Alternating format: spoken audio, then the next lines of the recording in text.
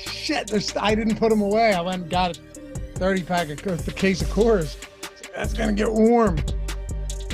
Yeah, that's the Philly stuff. The mountain's got to be blue. That's all I'm saying. It does. They did it for a reason. Cheers, my guy. Oh, I'm so mad I didn't grab a beer. I have the fridge in the basement right next to me. Bad news for these late shows. What's going on, everybody? Welcome to Live Block. They're blue, baby. They could be a little bluer. Hey, what's going on, guys? Welcome to the Stokastic.com NFL Live Before Lock. We got a treat for you today. And no, I'm not talking about Eric Lindquist joining me on the show, although that is exciting in and of itself. We've got the Live Before Lock right now, about hour and 10-minute show, leading up to this two-game slate. 100K on FanDuel, 500K on DraftKings, first place. Got some big stuff going on today. And then we're following that up with Showdown Live Before Lock. So you get your lineups in, you hang out with us for a little bit, maybe you crack a beer or two yourselves while you do so. Turn the Eagles game on, grab your phone, your laptop, your iPad, whatever it is, your tablet, kick back, check out Live Before Lock for the Showdown slate right after this. So a little simultaneous production there. Hopefully you guys hang around and check that out. Who do we have? Is that Neil and is Greg on that? Neil and Greg? Yep, Neil and Greg. Good stuff. He originally was going to have me on that. I said, dude, don't you dare. Don't you even think about putting me on that show. I got some mountains to attend to. I got some mountains to pregame. I know. Yeah, it starts at 4:15, right? He's like, all right, I put you on with Eric. Anyway, I'm Dave Loughran at Lafayette_D on the X, baby. LOUGHY_D. Come say hi. Had some interesting opinions on there today. Joined by Eric Lindquist at Eric Lindquist. Follow the man. Say hello. Check out all his stuff on the Odd Shopper channel on top of that as well. How you feeling, brother? Feeling good. I think this is, so we were talking before the show, we both prefer two gamers to Showdown slates. I think Showdown's a beautiful product. I've enjoyed, using the Sims, incorporating that into my process now, in addition to the old days of optimizing, making contrarian builds. But there is nothing quite like having a two gamer after a full slate on a Sunday. Getting back-to-back weeks of this feels like a little bit of a gift from the NFL. I love it. I just wish we could do it every week. Yep, me too. And why we don't is stupid. Instead, we have to have terrible Thursday football product where, what was the last good, compelling Thursday night football game that we witnessed? Certainly not your Vikings against the Eagles.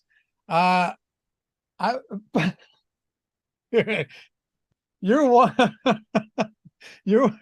Sorry, you just teed me up for that. It's great. Really fucking happy to be here today. They had a shot, man. They moved the ball. It was just Madison. Yeah, I don't know. There has to have been some, right?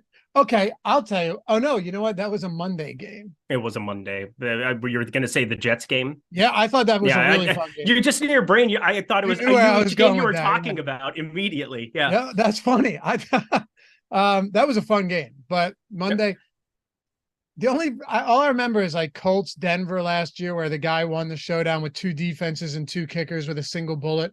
It was like a 9-6 game or something. There's a lot of unbelievable showdown lineup that's ever solo banked, period. If you don't know what we're talking about, that Denver game was stupid. I think, wasn't it Alec Pierce in the captain spot? Yeah. But I think it was one of the only two skill players he had. And then there was another bink a couple of years ago. I'm sure it's happened, a bunch, but it was Boston Scott captain, just from the clouds, and against the Giants, giant killer.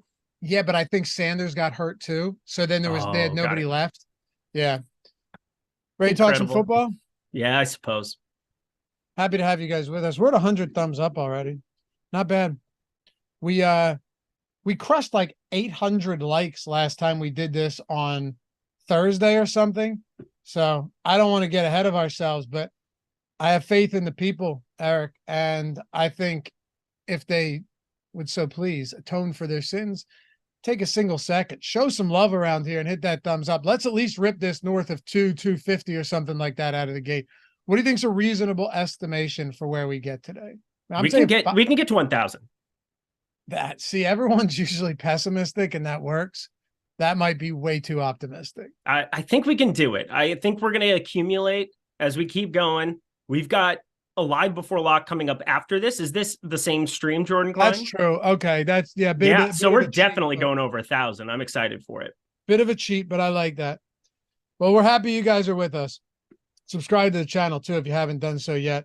So, all right, Ben said LOL 1K. The reason he said that is because because he's the most pessimistic person ever. He's like, I'll set the bar at 300 because people are awful. Heavy on the unders every time. He's probably cheering for Europe in the Ryder Cup, knowing this guy. Just get out of here. I don't know what that means. All right, let's talk golf. Quarterbacks here. We'll get into, by the way, tomorrow's First Look show, plenty of recap. Get to talk about them Cowboys. Get to talk about the Dolphins, the Browns. Deshaun Watson proved me wrong. Bunch of other stuff. That'll be a fun show, and then we'll take a look at week 4.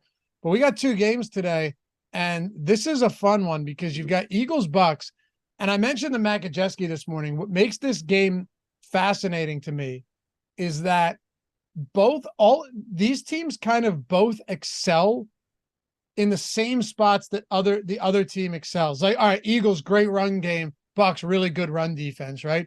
Mobile run game for the Eagles, but also great ability with those linebackers to stop opposing running quarterbacks from running.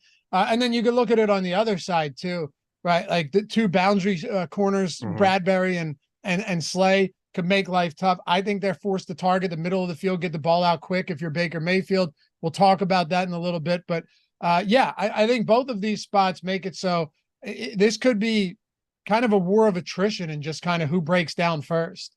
Yeah, I mean, I didn't even think about it that way. Outside of the quarterback position, these teams are kind of like playing in a mirror. The defensive line from both of these teams, the fact that you have the Godwin and Mike Evans combination, AJ Brown and Devonta Smith on the other side, it is just, I mean, you have a drastically different quarterback situation, but other than that, it is a very similar matchup. I think the Eagles might actually, I've been very bullish on the Eagles, as you know, for this year. You know, you're kind of like, Eric, tone it down, because, you know, sometimes I'm trying to talk my Vikings into doing something good, but of course that was never going to happen. I think the Eagles are a juggernaut. I think this is kind of a freaky spot because this is a very, very good Tampa Bay defense. You see what Minnesota is doing offensively with their football team, and that's making that week 1 W on the road in Minnesota look better and better and better by the day here, because offense hasn't been their problem. I'm excited for this football game far more than I'm looking forward to the Rams-Cincinnati one, even though I've got a lot more bets going in the Rams-Cincinnati one. By the way, good call, Sean V. See, this is why I like Sean V, because he does people. Yeah, I missed this morning. Well, actually, it didn't come out until around 1 p.m., which is why I missed it. Eagles are playing Bradbury at the nickel with Maddox out. Mm-hmm. That's interesting. They've been moving him around the field quite a bit. What's that? They've had to move him. Yeah, he's been playing deeper there next to Blankenship quite a bit. It's been interesting. Well, no. What I'm saying is, so they only played week 1, right? Mm-hmm. And then Bradbury got the concussion. Yep. Reed Blankenship got hurt. And then Avonte Maddox went on the IR. So this is the first week without Maddox that Bradbury's playing. Gotcha. Okay. I didn't know what you were getting at there specifically, but just watching some of the games ahead, I mean, Slay's been ridiculous to a certain extent. I'm kind of surprised his PFF grade is as low as what it is, because I think he's been pretty good this season as well. But yeah, this now I get what you're saying. Yeah. Interesting. Want to talk quarterbacks here? We'll go position by position, break it all down. Oh, let's do it. Let's do it. So Jalen Hurts and Gajeski pointed out something really important at the top of this show, or this morning with the strategy show, that you are looking at a game or a slate where you can kind of do whatever you want. I'm not saying you can play every single player, just top price player all the way down on DraftKings. FanDuel, it's a little bit more difficult. You look at those Swift prices and a few others, but you can play Jalen Hurts.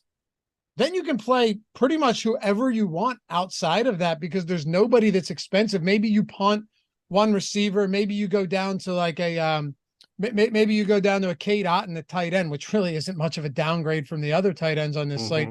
There's no real limitations on this slate. Yeah, K-Dot probably my favorite tight end on this slate, but we'll get to that as well. But I'm feeling the same way as what Gajewski did. You have $7,800 Jamar Chase, the most expensive skill player. Jalen Hurts at $8K. This is different than your typical slate too. You have no defense that's above 3,300.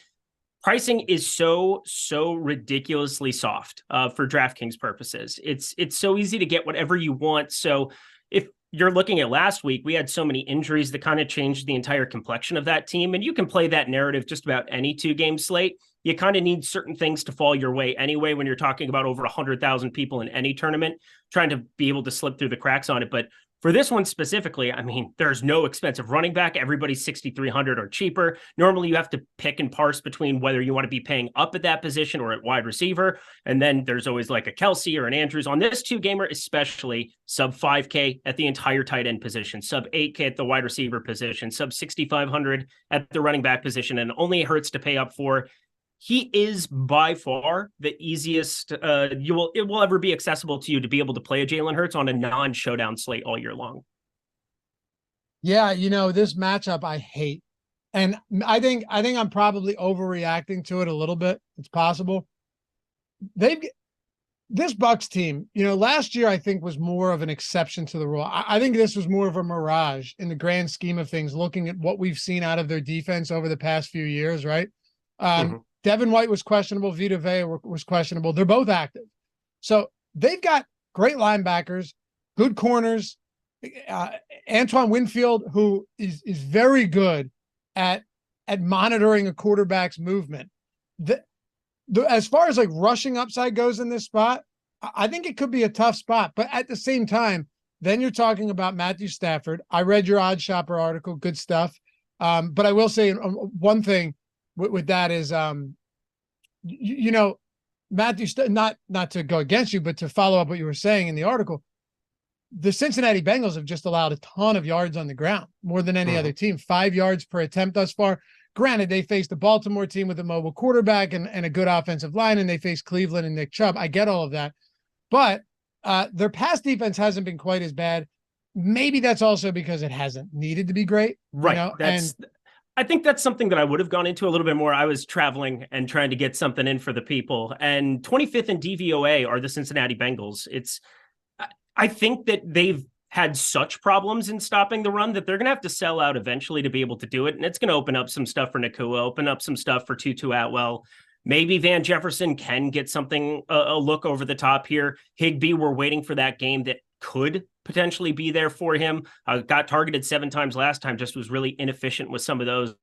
But yeah, going back to it, I think that the whole point being for Tampa Bay, they are going to be a pass funnel, more of like what we saw in 2021, I think, from Tampa Bay. I think that that's kind of the way that their defense is set up. And the one thing that makes me a little bit optimistic about Jalen Hurts potentially doing it is that he's going to get a play to break down at some point in time. He hasn't really needed to do it yet this season, where he's going to rip off.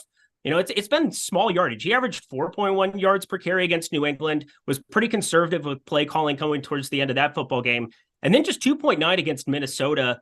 He's going to eventually, they'll break off big plays, and that's kind of immune to a rushing defense. For sure.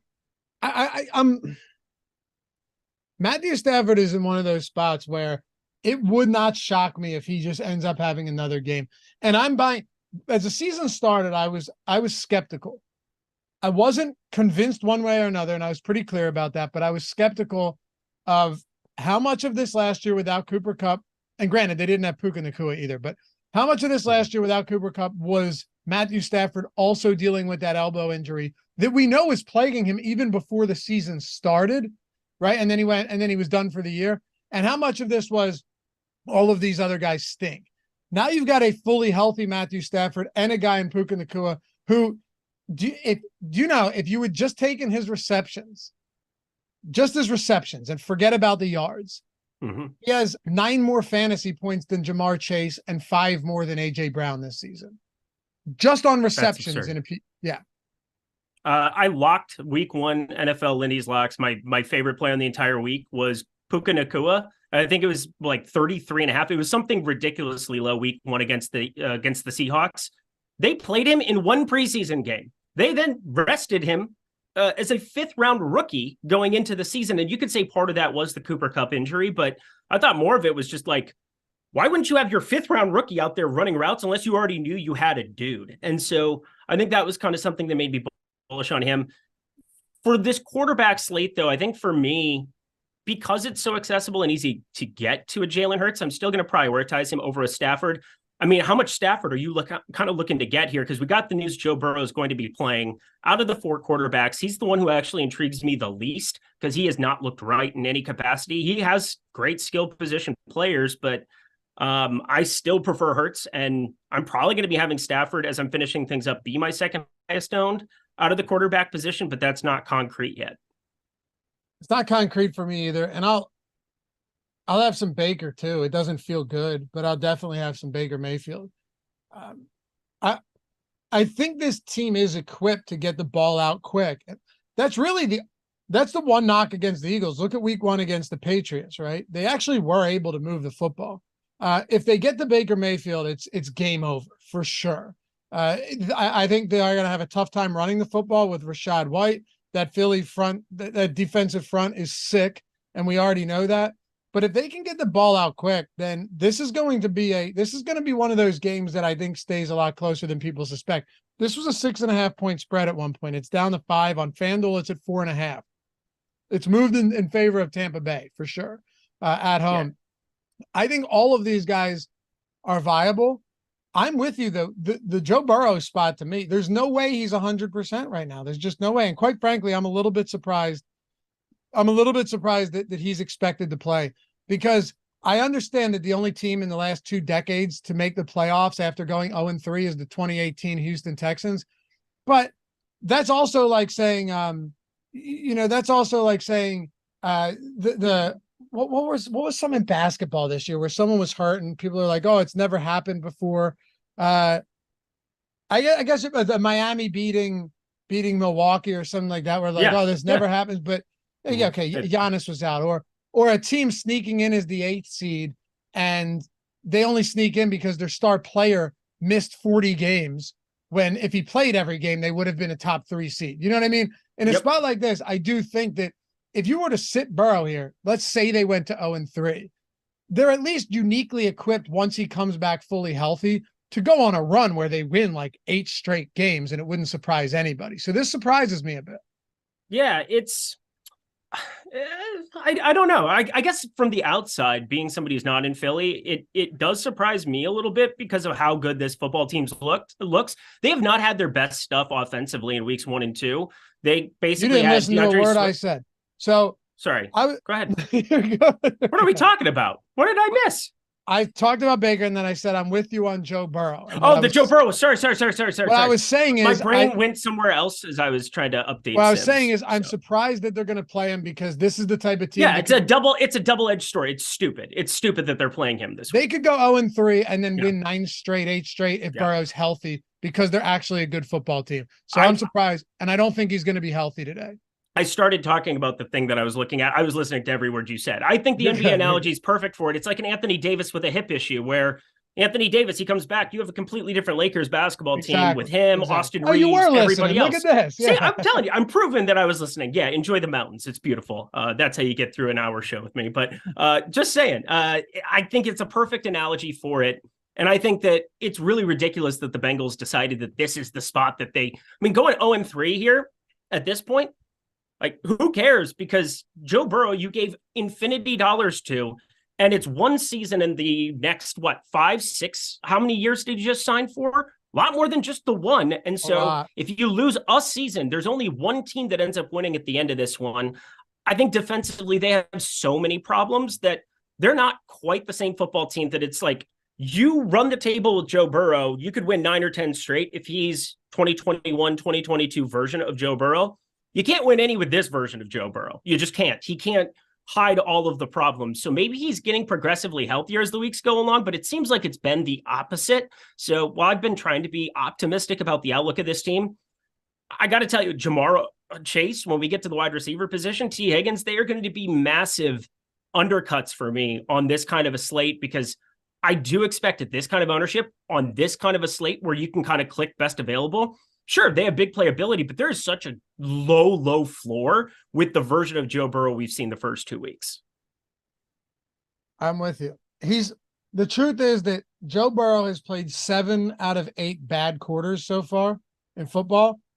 The issue with if I were to say he's played 7 quarters that were bad, 1 quarter that was good, but that last quarter was the last quarter that he's played going into this week, and I said nothing about him re-aggravating that calf, I'd kind of be all on board. I mentioned in a show earlier this week, I would have laid a good amount of points on this Bengals team if Joe Burrow came out of that last game unscathed, even if they lost.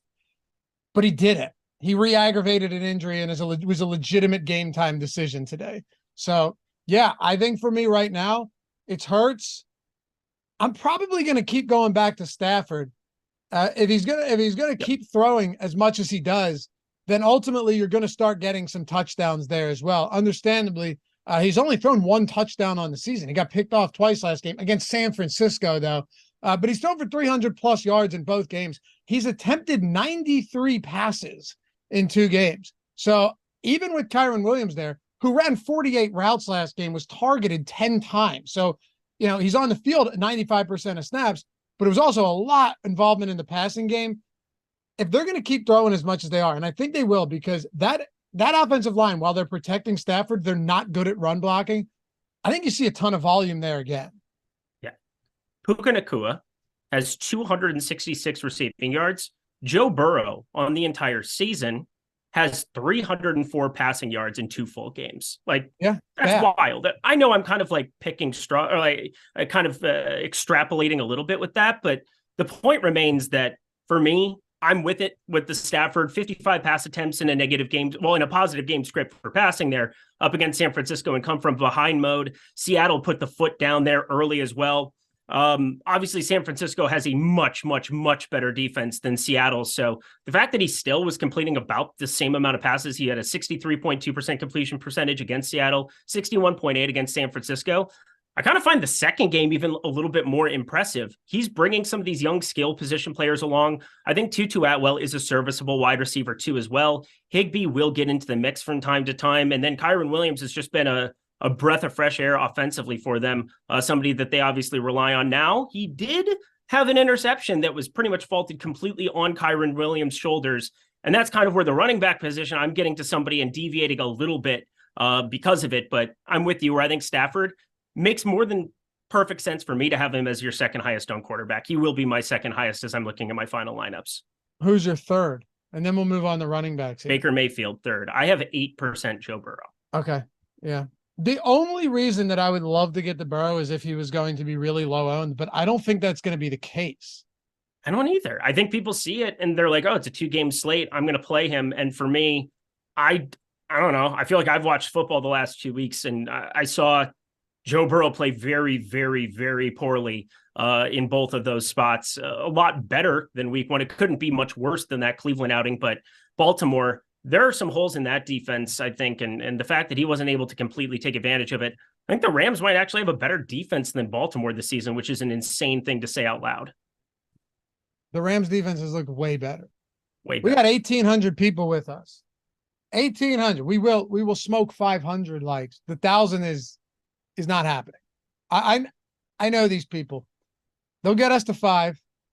1,000 is going to be tough. But let's talk running backs. Before we do, guys, you already know. Many of you watch these shows every day. You probably already signed up. But for those of you who are new, welcome. If you want to check out all of our tools, our ownership projections, that we've referenced throughout this show, and the player projections, the boom bust tool, the top stacks tool, all of our showdown tools, the top single game play simulation tools, premium Discord, lineup generator, everything, right? And I'm probably forgetting a ton. It's all free for the first week when you sign up at Owner's Box and take advantage, number one, of their ridiculous overlay. Those huge contests are overlaying like crazy right now.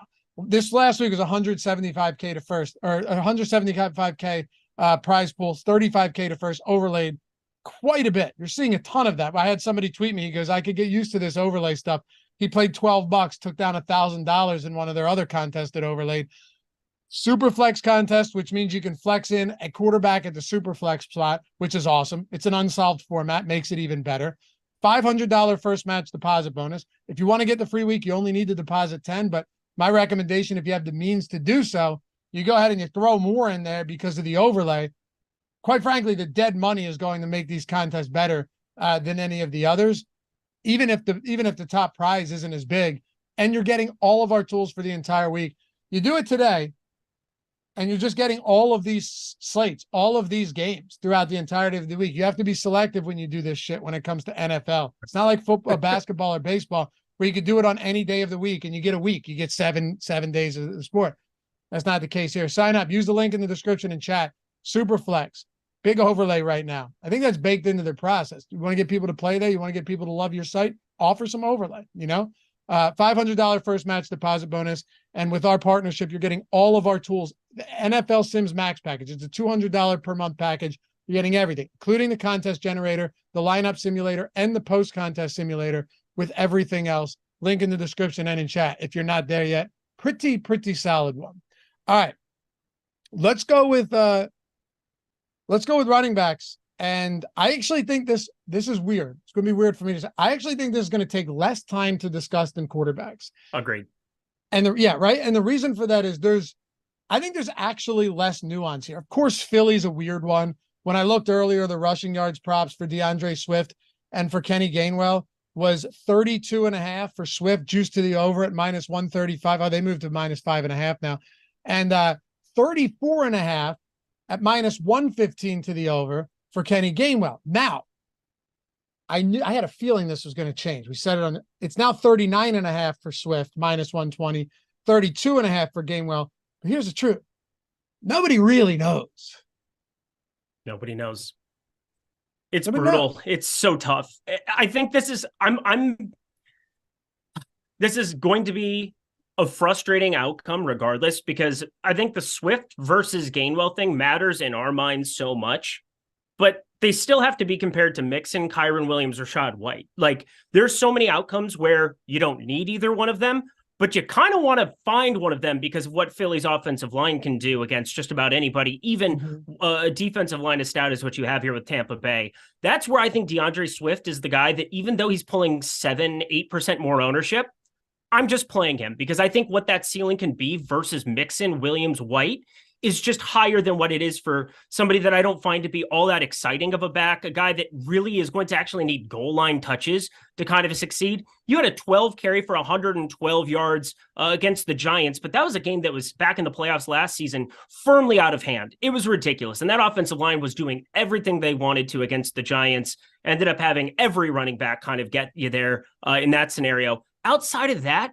I haven't seen a game from Kenneth Gainwell where he's really putting up 15, 16, 17, and that's where we're projecting guys like Kyren Williams and Joe Mixon today across the industry. So for me, I'm playing more Swift. If you want to try to make the Gainwell thing work, he is 4,900, so there's at least salary constraints. I would be trying to make sure I didn't leave too much salary on the table, because versus Swift, there's no way that I'm going to be playing Gainwell over him in any scenario. I hear you. My one word, as I've mentioned before, to describe Kenny Gainwell: uninspiring. Uninspiring is a good one. Bland, if you will. He's bland. He's vanilla. He's fine. That's what the best word would be fine, I think, right? He doesn't fuck up too much. Agreed. He's fine. But it's just DeAndre Swift. We saw that on Thursday. And I know we could be like, that's one game. I understand that. I understand. It's one game. But I just looked this up. Kenneth Gainwell's only lost one fumble his entire NFL career.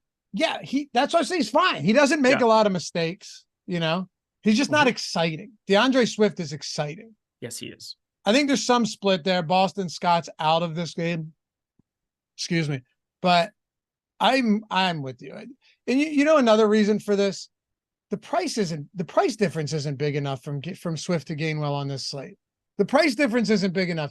If Swift was 6,900 and Gainwell was 4,700, let's come back to the table and talk about this. But it's an 1,100 difference on a slate where the pricing is, quite frankly, it's too soft on DraftKings. FanDuel's an entirely different story. Swift is the highest price running back. Yep. I'm with you. For me, it's so easy to just go overweight to DeAndre Swift here and try to make him the only piece of Philly I'm trying to pull from. I will ask you this because you're the Philly guy as well. I mean, we saw the 4 receptions, 4 catches there, Kenneth Gainwell. Do you think automatically, even off of what we saw from DeAndre Swift there the first week, do you think Kenneth Gainwell is basically going to be your third down back in almost every scenario? Because Swift has that element, even if we didn't see it as much as we wanted to here through the first 2 weeks. Yeah, I don't know. It's tough because we saw Boston Scott get hurt last game with that concussion. So then it was basically just Swift gets everything, right? Yep. But I would say ultimately that I could see both of them getting third down opportunities. If this was a 50-50 split, it wouldn't surprise me tonight. I also think they're going to have a tougher time running against Tampa than they did against Minnesota. So ultimately, like the good thing about this is that as far as price points go, and you kind of talked about, getting the more Swift in game, and I would fault nobody for getting to Kenny Gainwell today because it's a 2-game slate and there's a lot of money up for grabs, but the price difference isn't significant enough.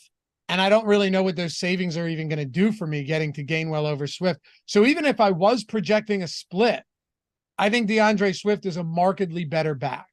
So what I'm getting at, and I was going to lead you into this, there's a lineup that I'm kind of toying with right now.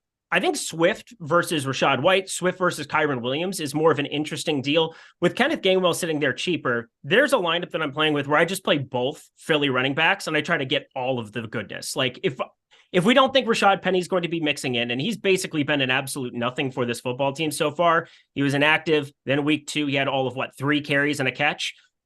I think you can just play Swift and Gainwell and hope that, they land on the 3-yard line instead of the 1. And instead of it going to Jalen Hurts and rushing it in, you're getting yourself to all of the Philly ground game, where if that thing just overexceeds expectations, I can get to all of that. I can play a different quarterback here with Matthew Stafford, play, at least one run back. I'll figure out a way that I want to have these Cincinnati guys involved, even though I don't love getting to them at their ownership. But I'm toying with that kind of a lineup construction. So was curious what you thought about that. The reason I'm cool with that is because this Philly team, if they find something that works, they can come out and just look dumb early on. And well, if they find something that works early on, they will clearly stick with it. I think last week was a perfect example of that, right? And if Scott didn't get hurt, he probably saw his fair share of touches too, even though Swift was good. So if they find that the run game is working better than the aerial attack, you could definitely see both of these guys get there. But I will say, I like Kyren Williams quite a bit. He ran 48 routes last game, Eric. It's insane. 48 routes. That's a lot. I know Matthew Stafford dropped back 400 times, but still, 48 routes is a ton on a team that if they can't run block well, at least he's going to be involved in the passing game. He was targeted 10 times. I think Mixon's a perfectly reasonable spot here. Rachaad White is probably the one of those 4 between Mixon, White, Swift, and Kyren Williams. Rachaad White would actually be the one that I like the least of those 4. I would agree. And that's more to do, I think, with what Philadelphia is capable of. Sean Tucker, 4,100. He's not going to be the cheapie that I'm trying to force in. That's going to be Ronnie Rivers, just in the largest field GPPs. We have pretty similar projections on both Rivers and Tucker. I'm just kind of falling into the Rivers side of things. Maybe things will break his way. McVay's been lackadaisical from time to time when it comes to just like, how am I going to allot my running back carries? He's not getting anything going. I'll go to Sony Michel back in the day or things of that nature. But looking at Sean Tucker, it's been pretty brutal for him so far. He is an explosive guy coming out of college, and I do like some of the profile that we have from him, but he's actually higher owned than a Ronnie Rivers. But Rachaad White, it's not like he's playing 75%, 80% of the snaps here lately. And 17 carries the first 2 weeks is pretty darn nice. Getting some receiving volume there, but everybody's going to get theirs against the Bears. This is not the Bears. This is the Philadelphia Eagles on the other side. Rachaad White, definitely the running back, considering he's even $100 more than Swift, $200 more than Kyren Williams, that I'm getting to the least amongst the popular backs. You know what's going to happen, right? Rashad Penny's going to dominate tonight. please, God, no. I just talked myself into a couple of these lineups. I'm going to be doing some Swift Gainwell madness, so good luck to me. Dude, it's going to happen. I hate everything. I hate everything about how true that statement is. just it's gonna happen. screwed. I said this yesterday, right? For the Chiefs game, I go, that Jerick McKinnon's gonna end up getting those opportunities near. I don't remember exactly what I said, but I know I spoke to Ben about this extensively, and Greg about it on the podcast. We do podcast exclusive stuff. If you guys aren't signed up yet, by the way, or forget about signing up. You don't sign up. If you want to subscribe to our podcast platforms, Apple Podcasts, Spotify, all that stuff. All of our shows that have shelf life, so this won't, but everything else is uploaded to podcast form. So if you're commuting or something, you don't have YouTube Premium, you just want to turn your phone off and listen. That's the way to do it. But we have podcast exclusive stuff. Like every Tuesday, we break down the single entry and 3-max contest. Ben and myself, we keep it under 30 minutes. Greg and I talk afternoon slate for Sunday on Friday. So bookmark that. We talked a lot about Rondell Moore in that spot as well. But yeah, check that out. What I'm saying though is the Jerick McKinnon spot. There's weird thing. Devon Achane. I'm sorry. Is it Achane? Achane. That's what he wants to be. So sad. He needed to have a big game to feel like he could speak up and be like, guys, you're not. I couldn't get his name right anytime at any point. And I played this guy at Texas A&M nonstop in college DFS. So whatever. Shout out him though. Thank you for correcting us, because again, it's just assumed we should be able to say your name correctly. You have earned the right, sir. He should have been telling us this from the jump. No kidding. Anyway, he must be an introvert. Have you seen Jordan Klein, if you will? Have you seen DeAndre Swift's dad, by the way? No. Oh, the super jack dude. Yeah, I did. I saw him.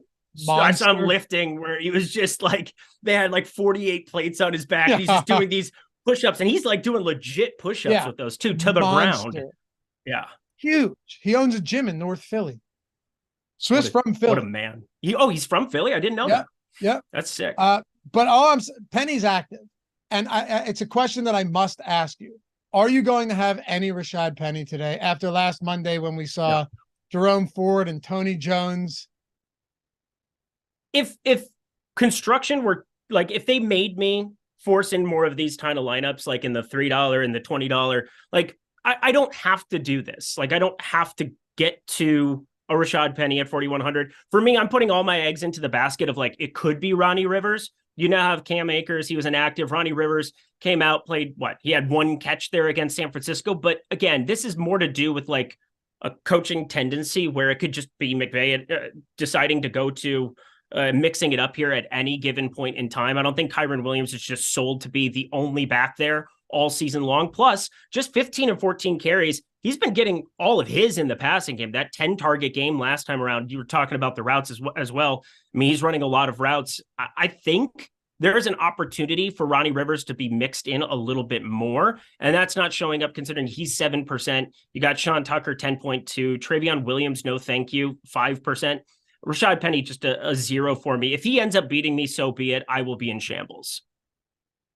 Yeah, but he's probably also just not going to get any ownership. Like it would suck because there's going to be a couple people that play him, and if they put the pieces together, if they put the pieces together, then it'll work. Like, but you get Swift and Gainwell just running into the back of the offensive line for the first half of the game, and they're like, you know what? Now is time to let Penny eat. That'd be, oh God, I'll be tilted. I think he'd be fine though, even without him, right? Like at least to a good Penny game prevents nobody from a decent finish. Maybe from binking, but not from a decent finish, Yep. Agreed. Any other running backs you want to talk about? Sean Tucker, Ronnie Rivers, maybe? Yeah, the Sean Tucker thing, again, I'm going to Ronnie Rivers, 4K. It has more to do with I'm looking for a different type of roster construction.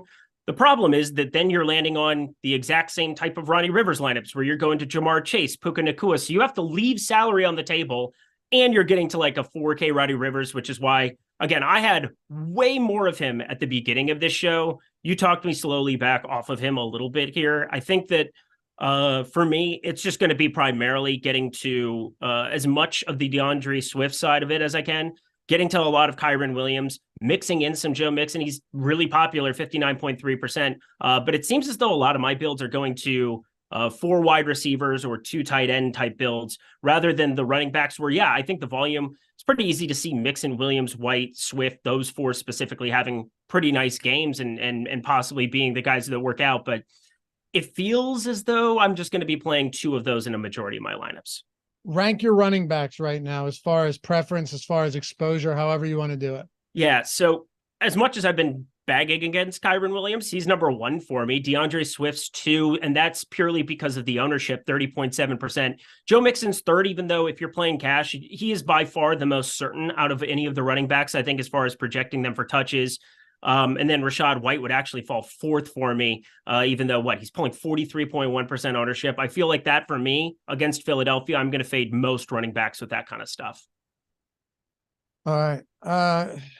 Is that kind of was that what you have?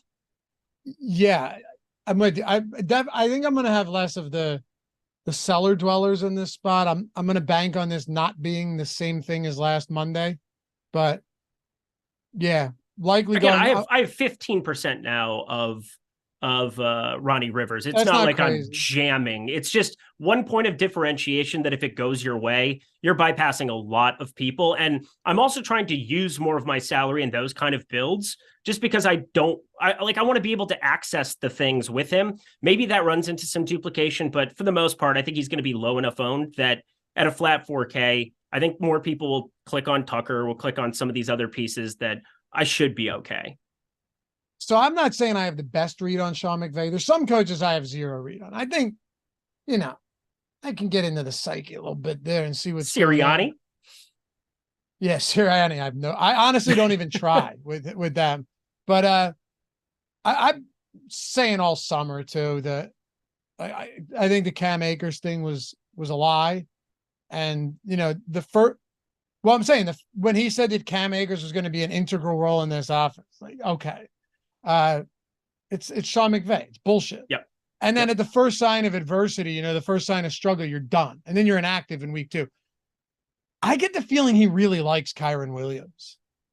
Yeah. Royce Freeman didn't even get mixed in at all. For me, Ronnie Rivers is there. They have one other back that's been on the practice squad there for a little bit that they drafted as a rookie. Zach Evans, that's who it was. He's been inactive the last couple, so maybe we'll see something like that. But Kyren Williams, yeah, he showed up in a couple of spots. I think he definitely maybe got protected at the end of last year. That's kind of a weird thing to say, but Cam Akers, he got the bell cow work, and it was, I think you said it before the show perfectly, where I think that was McVay saying, fuck it, I don't care about this guy. Let him go out and do whatever because he's not going to be a part of our future. It's a horrible thing to do, but it does appear to be that way. Let's talk running backs. We had Jordan, I don't know if you saw that comment. They said the red zone promo wasn't working. Were you trying to do the it was cash gravity moonsun, trying to do the lineup generator? If you want the lineup generator promo, by the way, tonight's the last night. Today's the last day, as a matter of fact, to do the lineup generator. Jordan, you can pull it up on the screen too. You don't need the promo. $9.99 for your first week. Remember I said take advantage of opportune times. This is it, my friends. You don't need the promo. Link in the description and in the chat. You'll see it right there. Yeah, lineup generator first week for $9.99. You've got tonight's main slate. You have tonight's showdown slates. You have Thursday night football, Sunday night football, and then next Monday. You do today because you're getting it through next Monday. Was that like 5 or 6 different slates that you're getting? So for every slate you think about it, it's less than $2 a slate. It's awesome too. It's the best tool for your money that you're going to find in the industry. I can say that with 100% confidence. We're running simulations on all of these lines, thousands of sims behind the scenes. We're throwing all the bad lineups out and then giving you the plus EV spots. But you can come in and decide, hey, what type of stack builds do I want? Do I want chalky, contrarian, balance? Do I want all lineups? You can come in and go, all right, do I want either showdown or main slate, whatever. But then you can go, do I want to stack this many or this many? You can get the lineups, save the ones you like, discard the ones you don't like, save all of them. You can see the optimal projection and the ownership, how chalky or contrarian all of them are. And then after doing so, save them, save the ones you like. After that, you go in, you can see all of your exposures, all of your stack exposures. And then if you wanted to go back in and run it again with different stack types or in showdown with different type builds, right? Like if you wanted to build it with, because you can adjust what you think the game flow is going to be or the game script. You could be like, I think this team gets routed, or I think this team keeps it close, even though they're 12-point dogs. You can adjust for that. Then you can go back and play a different scenario out. save those lineups separately, and then take the ones you like, upload them straight to CSV, and they're in. It's a beautiful thing. I'm telling you, this tool is awesome. Jordan, not going to run lineups, just going to hang out there. All right. I want people to see. He has me not listening. He has you not listening. What's going on, Jordan Klein? You can swap players out too. All of that. I just want people to see what they'd be getting. Otherwise, I'm not helping anybody here. Jordan Klein. Exposures, and then if you're not doing showdown stack, it's awesome. And it's optimized for mobile. Even if you're someone that doesn't have a lot of time, or you're somebody that is working with a smaller bankroll, but you want something to help you build lineups, this is it right here. And if you hate it, you're like down less than $10 and you're playing a whole lot more than that each week anyway. So I would say take it for a test spin. Let me know what you think. These people, our guys crushed with the lineup generator during baseball season. I'm hoping to see the same again for NFL. Link down there in the description and chat. You don't need to use a promo code. It preloads for you. All right. Wide receivers. Among the Jamar Chases, the A.J. Browns, the Devonta Smith, because there's clear tier breaks here. There's those three. Then there's Nakua, Evans, Higgins. I'll throw Godwin in there. Then Atwell's just essentially on an island. And then you get down to the sub 4K guys. What are you doing with the top tier on this slate? For me, I'm playing a lot of Puka. Like, there's no way that I'm getting away from the de facto Cooper Kupp right now. He's playing the Cooper Kupp role. 35 targets, 20. I mean, what are we doing here? 35 targets, 25 catches. Hasn't even scored. Hasn't even gotten in the box yet. 6,400 is still underpriced for him here.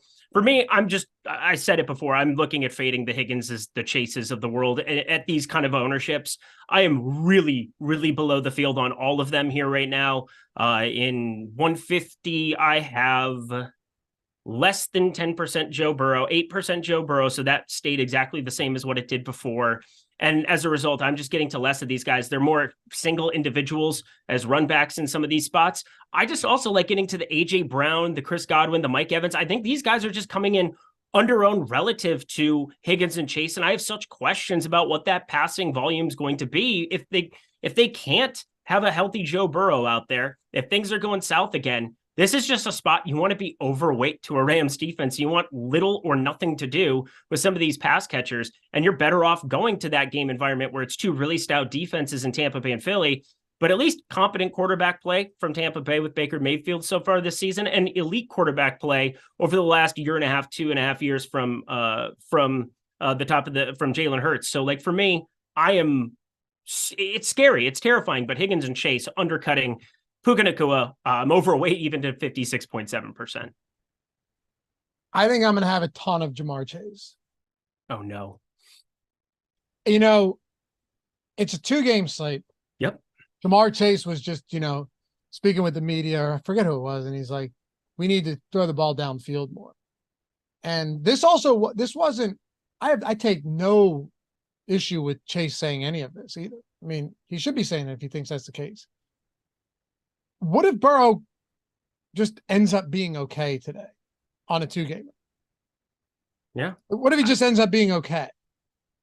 Well, that's your most electric player. I know Higgins got targeted like crazy last time out, but Jamar Chase is the game breaker. That's what he's there to do. For me, I'm probably going to be going more to Higgins than I am to Jamar Chase, looking at my builds right now, purely because like 12 targets here for T. Higgins.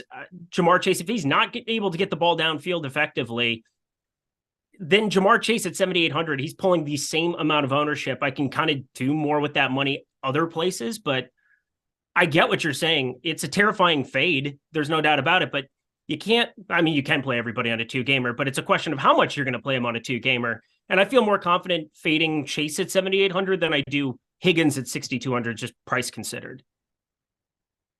I get it. Yeah, I get it. And look, they're all getting ownership. It's a 2-game slate. So if I'm getting the Chase, it means I have to be significantly over the field. Like if I want to get over the field, it means I'm going to have a lot of him, right? Mm-hmm.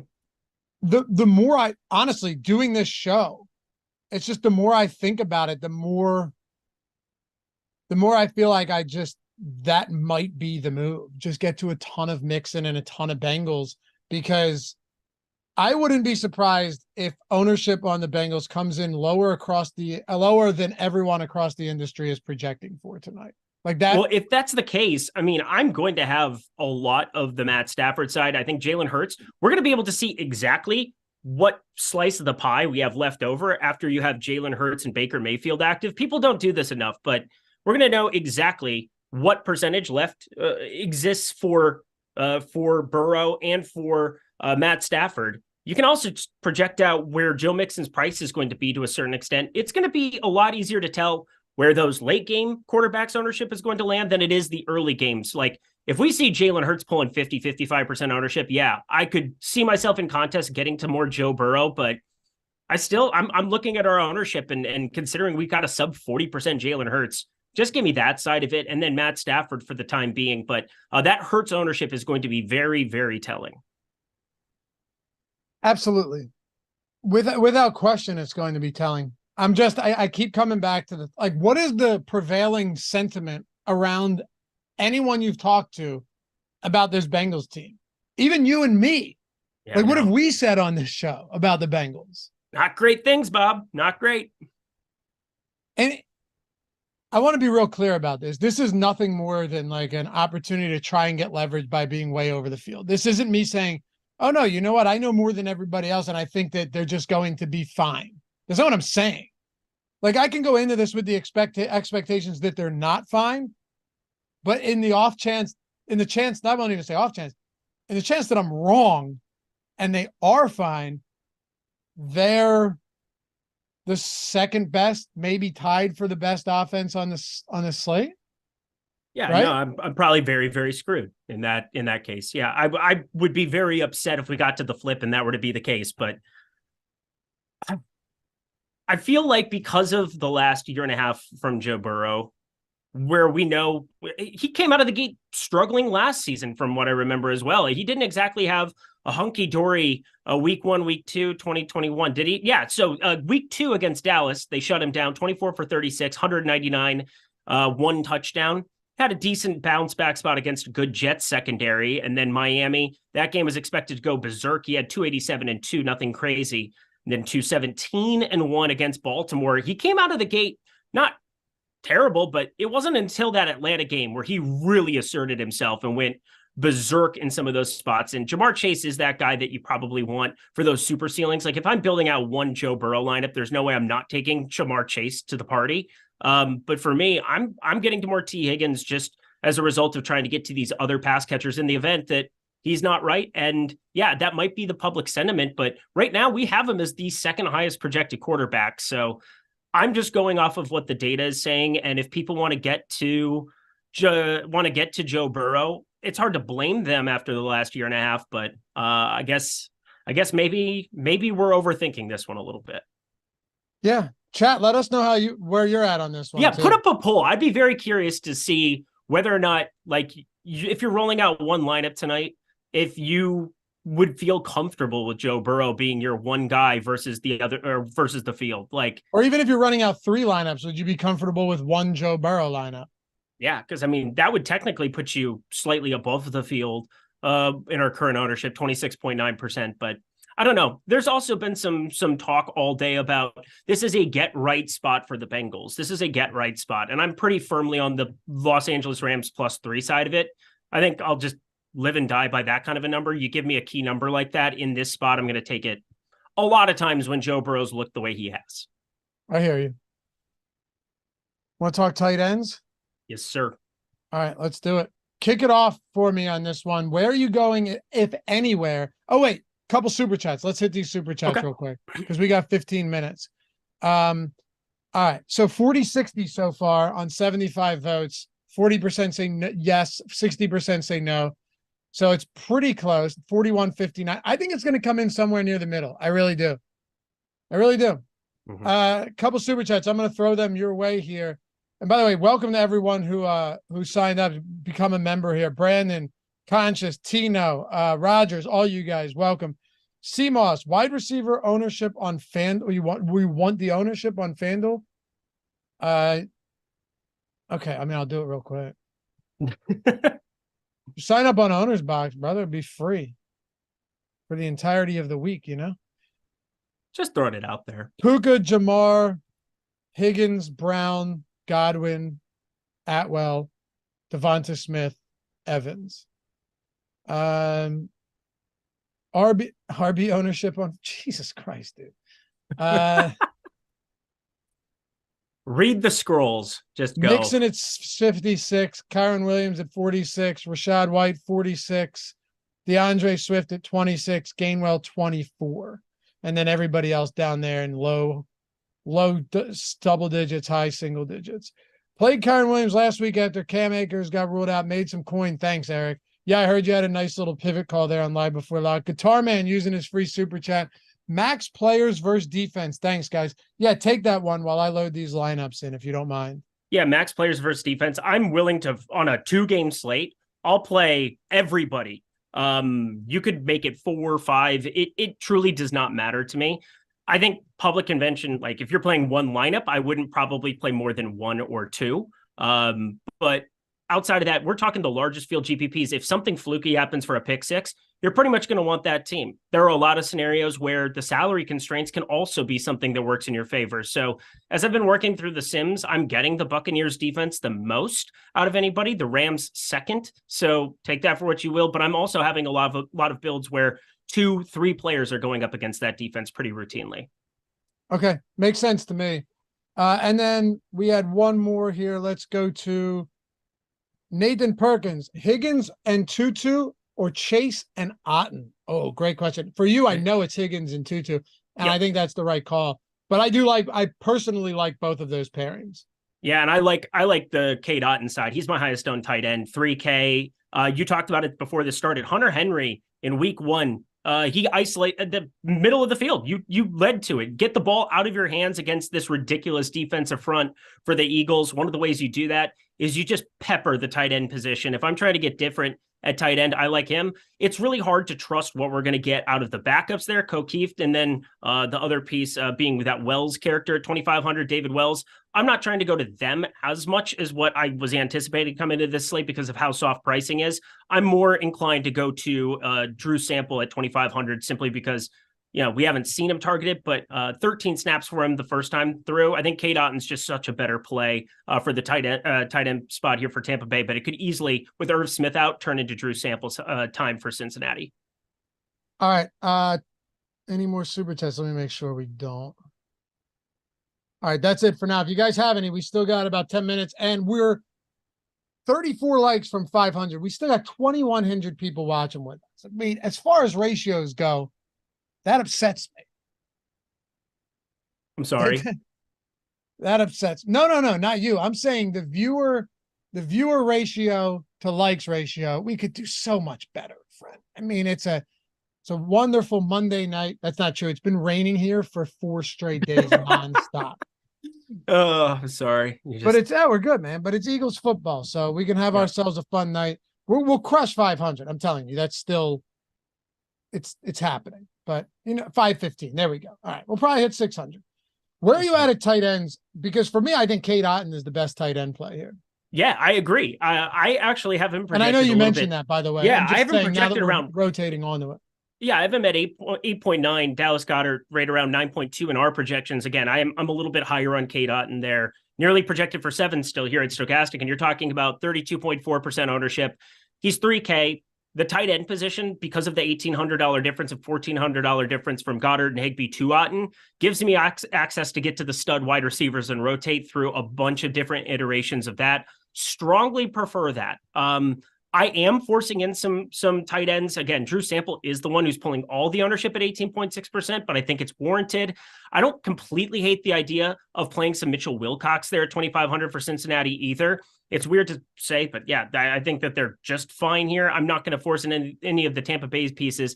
And then Jack Stoll, even when you had Dallas Goedert out last season, Jack Stoll was not even a not even a functional pass catcher. They didn't really rotate him in to catch passes. He was basically just out there blocking nonstop. So Jack Stoll not going to be in the portfolio in large field GPPs at 2,500.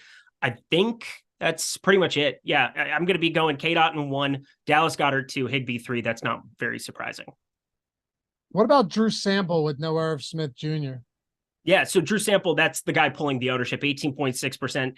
I think he's just fine. I think 18.6%, that's about appropriate for him. I have more of the 3 guys above him, and I'm rotating through iterations of that. But if you're trying to fit a build where you're going to be game stacking a Burrow, or you want to play Hurts along with like a Higgins and, at the top tier, getting to A.J. Brown, getting to Jamar Chase. I think one way to do that is just completely punt tight end, try to be the person who isolates a $2,500 piece. He's by far the best of those plays, I think, but don't completely hate getting to a little bit of Wilcox as well, mainly because we don't know what that's going to look like here without Irv Smith. All right, I got these lineups and we're good to go. Thank you for filibustering there. You're so welcome. I can tell. I appreciate it. Yeah, no, I truly do. All right, the tight end position's just at a spot now where you go, if you want to play Otten, fine. If you want to just stack some of these tight ends with your quarterbacks, like if you have, Joe Burrow and Chase or whatever, and you go to a Drew Sample there, fine. Jalen Hurts with Goddard. Goddard really hasn't been all that involved. I wish they were taking deeper shots downfield with him. He had 6 receptions for 22 yards last game. Got blanked in week 1. I don't read too far into it. Eventually he'll be involved. Last week, they did a whole lot of running the football, and that was really the game plan. But I don't, and I know you mentioned a couple of these other super cheap guys. It's just not really there, because something I had talked to Matt about on the strategy show this morning, even if one of them does have like the 2 receptions for 10 yards and a touchdown, this isn't a showdown slate. It's still a 2-game slate with soft pricing where you don't necessarily need that relief. And I don't know if that leverage has enough upside. Like you could have like you said, Mitchell Wilcox, just rogue 7-yard touchdown, but it still doesn't matter because that's all he finishes with on the game. And then you go, cool, I got my rogue tight end touchdown, but didn't make a difference because anyone else can build whatever other lineups they want. And you're going to get guys that are producing more than 7 fantasy points that win tournaments. Yep. I love it. I'm getting my lineups in here as well. And yeah, you're good. You're good. You should. I'm pretty sure I'm down to 4% Burrow in the last thing of the Sims. So good luck to me. That is apocalyptic. That is going to go very poorly, I have a feeling. One more from Nathan. Chase and Otten or Dallas Goedert and Higgins. For me, Chase and Otten. Chase and Otten. You too? Yeah, I'm starting to talk myself into a little bit more Chase, but mainly because I'm going to be playing him independent of Burrow. By the way, guys, don't go anywhere. If you joined late, we got Showdown Live Before Lock coming up next. So if you're someone that's like, all right, you know what? I'm going to turn the game on, but I'm watching by myself today. Why not grab the phone, iPad, computer, laptop, whatever, sit down on the couch, or, double screen the TVs if you have that, and watch Live Before Lock, mute the game while you're watching one game, and then get all the info you need for these showdown contests coming up. That's what I would certainly recommend doing. Okay, so your 7-minute owner's box, you guys know you get the free week of everything, all of our NFL tools, literally everything. There's no add-ons, everything for the whole week, all of these slates. If you're already on owner's box and you've done it already, 76% filled right now. 76% filled, 50K prize pool, 10K up top for the Monday Blitz. That's pretty nice. I assume they have some showdown contests that are definitely not filled yet either. So jump in there if you haven't already. And if you want the free week, links in the description and in the chat. But a Showdown Live Before Lock coming up next with Neil and Greg. Should be a good one. I look forward to checking that one out as well as I watch the Eagles. A little nervous about that game, not going to lie, but I'm always nervous. Anyway, I think here's a good way to close this out. Let me know if you're good here. Yep, I'm all set. And thanks for the super chat, Jake, because we still got about 2,000 people. I assume people are going to hang out. We're about at 600 likes, so shout out to you guys. Appreciate you, and I hope everyone has a phenomenal night tonight. What are your most interesting approaches that you're taking to differentiate you from the field? My guess is your Ronnie Rivers exposure is overweight. Totally get that. Is there anything else that stands out where you go, hey, if this works, I'm looking really good. If it doesn't work, obviously it's your Joe Burrow. If that doesn't work, you're in trouble. Yeah. I guess if Joe Burrow doesn't work, that's what makes it really good for you too. I'll do three things that I think I'm doing that are very, very different. So the first one is I'm playing a ton of Buccaneers defense at 2,600. They're the lowest projected pretty much anywhere that you look at today.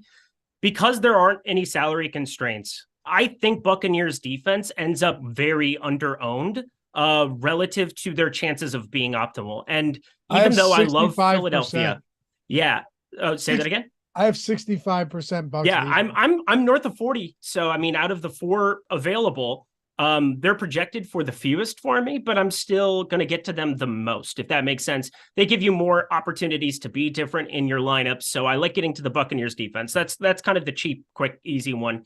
The next one that I've got is the double running back. I am going to play that in a big lineup there with the Swift Gainwell. I don't have to make a decision then. I'm going to be playing four pass catchers that I think are very, very exciting there from the Rams-Cincinnati game. So I do have a Chase Higgins lineup that's going with that with Stafford, Atwell, Nakua, but I'm playing a Swift Gainwell combination where, hey, maybe this is a spot where the offensive line gets back and they just smash mouth it the way that they did last week there for DeAndre Swift.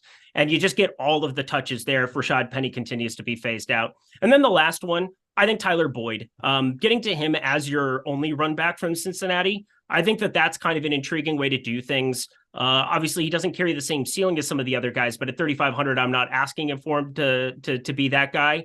Him, and then a little bit of, we didn't talk about him earlier, but Trey Palmer, if he can continue to get out on the field, I do kind of like his upside. 35 snaps last week. Okay. Check this out. So I used the lineup simulator. Yep. And I did some ROI boosts.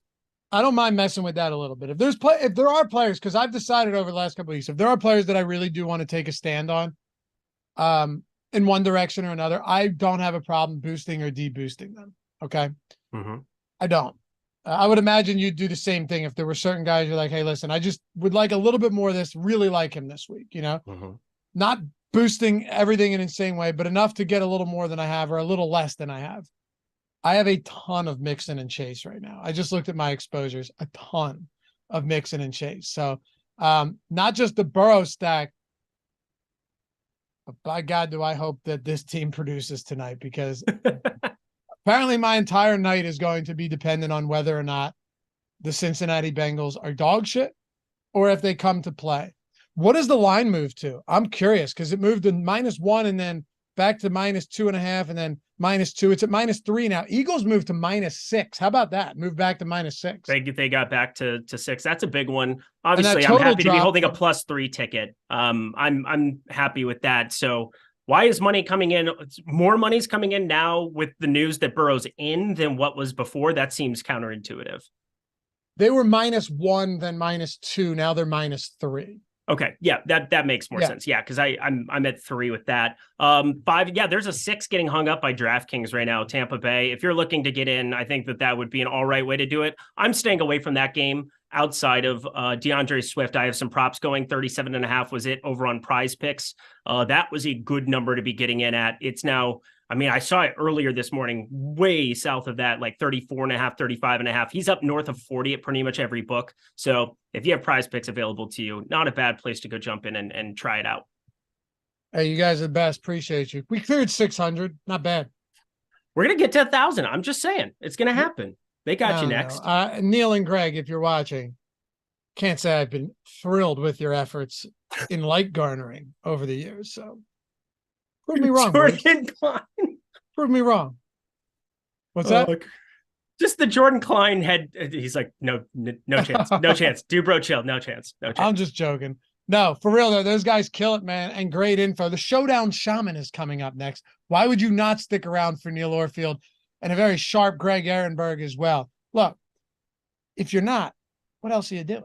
Turn the game on, put it on mute, or even like one AirPod. You know what I mean? Anyway, They're coming up next.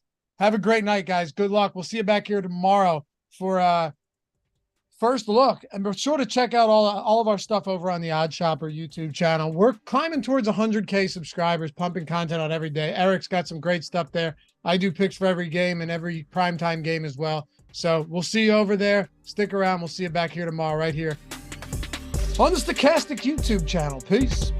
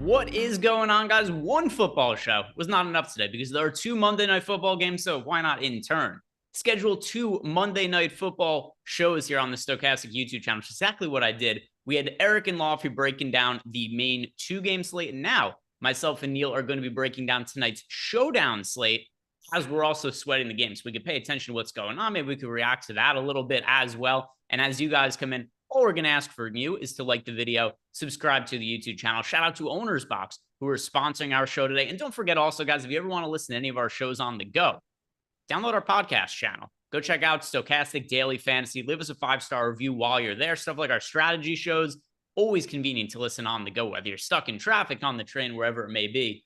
But Neil, what is going on with you? How was your weekend? Well, I was just getting a lot of Chris Evans in my lineups, making sure I read earlier that Chris Evans is healthy, good to go today. Nobody's going to play Chris Evans, and I'm putting him in. And then I just checked inactives about 5 minutes ago and saw, oh, Chris Evans is inactive. So I guess I can't play. I'm adjusting things on the fly here, but excited to have 2 football games on a Monday night, of course. This weekend went about as horribly as I've ever done on a slate, like both from a playing standpoint and from a like giving advice standpoint. I feel like anything that I said that was the least bit contrarian was just way off this weekend. So hopefully we can recover and do a little bit better tonight. Yeah, it was not the slate to be contrarian over the weekend. Not at all. Yeah. Pretty much everything that was chalk went off for the most part, other than Joshua Kelly. Other than that, though, yeah, it was a great slate to be loading up on game stacks, onslaught stacks. The Dolphins scored a gazillion points. We saw the Chiefs put up a bunch of points as well, though they were a little bit disappointing from a fantasy standpoint, just because the starters came out like at the beginning of the third quarter in that game. Travis Kelce scored his touchdown. So it was like the biggest football story of the weekend somehow was Taylor Swift. Like the NFL now stands for the National Taylor Swift League in some way, but that was all of the rage on social media. There was a stretch where Adam Schefter tweeted about nothing but Taylor Swift over like a 4-hour time frame. It was so bizarre. Yeah, I could not believe how obsessed people were with the Taylor. It was weird, like seeing Taylor Swift with Travis Kelce's mom and stuff, but like I didn't need to read about it all afternoon. It was, you couldn't get away from it. If you were watching the game, yesterday, Taylor Swift had more airtime than Patrick Mahomes. I don't even know how it's possible. It's a Chiefs game. Patrick Mahomes is the best player in the NFL. He's the quarterback of the Chiefs, the most popular player in the league. Wasn't even prominently featured on the broadcast hardly. It was all Taylor Swift. And did you see the post-game interview he had with Erin Andrews? I did not. She only asked him one question. It was, did you feel pressure to get Travis Kelce a touchdown? Oh, okay. Yeah. That Taylor Swift was there. And I was That's like, right. I did see that. I was thinking of Kelce. Okay. Yeah, I saw that. Just bizarre. Yeah, so that's apparently the football world that we're living in. It would kind of be funny if we ultimately end up finding out that they were never, like, they don't even know each other. She just showed up to the games like a troll type thing. That would be funny. But that's about the only way that I think that I would that's the way that I would like most approve of the entire situation. Just think it's funny that they got that much airtime out of the NFL, is if the whole thing just ended up being a total hoax. But just trolling us. NFL slate today. We've got the game between the Bengals and the Rams tonight. And what I think we have to start with, Neil, is discussing the quarterbacks and the Joe Burrow situation in particular, because this isn't a normal one. We know that he's not healthy. We also know that he's playing. This has been reported all throughout the week that he's not 100%. They're going to decide late in the day on Monday if he was going to play or not. We found out he's going to be active. It appears he's going to start. There's obviously a risk of him getting injured during the game because he's not 100%. He's played absolutely miserably to start the season. It's only 2 games, so, small sample size. We also saw Joe Burrow start really poorly last year as well. Last year, it was the appendectomy that he had before the season that caused him to miss training camp and come into the season a little rusty. This year, it's the calf injury. As far as it pertains to tonight, though, Neil, what are you going to do with Joe Burrow? I'm going to be playing a lot of Joe Burrow. I think he looks pretty good in our tools. What I'm going to be doing is I'm going to be like playing Joe Burrow in a lot of lineups and then full hedging in some other lineups with Browning, the backup quarterback. I think I'm not going to play them together in any lineups. I think the salaries are too rich to play them in the same lineup. I feel like that's too thin. It's not going to work out often enough, but I feel like I can do the full pivot. And he's going, as we said, we're expecting him to start. It would not be the most shocking thing in the world though if 5 minutes before the game start we hear, oh, actually Burrow aggravated his calf, he's not going to go. Or he's coming in, he's going to start playing, but we know that he has this injury. And playing in a game is different than practicing because you can't control the environment around you. So he's going to be stepping in different ways than he does during practice. So I'm in a few lineups, maybe 2 or 3. I'm going to take a full hedge and play a Brown in here or there. But for the most part, I'm going to be playing it like normal. Like I'm just going to be playing Burrow with his pass catchers in most of my lineups. It's still a showdown slate. You only have 2 teams to choose from. He is one of the likeliest players to put up a big score. And so I'm generally going to just be playing it straight with just a few lineups pivoting to Browning or whatever his name is instead of Burrow. How are you playing it? Jake Browning. Jake Browning. That is the backup quarterback for the Bengals. And it was reported throughout the week that should Joe Burrow not be able to play, Browning would start at quarterback.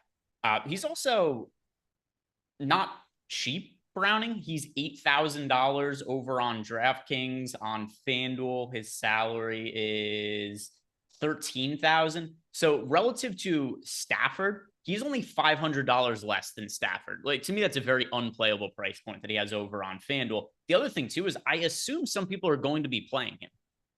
True. Right? Like this isn't going to be a backup QB situation where he's like 0.2% owned. There are going to be some people that go there. How much ownership do you think he gets? If he gets like north of 5%, then I think he's a bad play.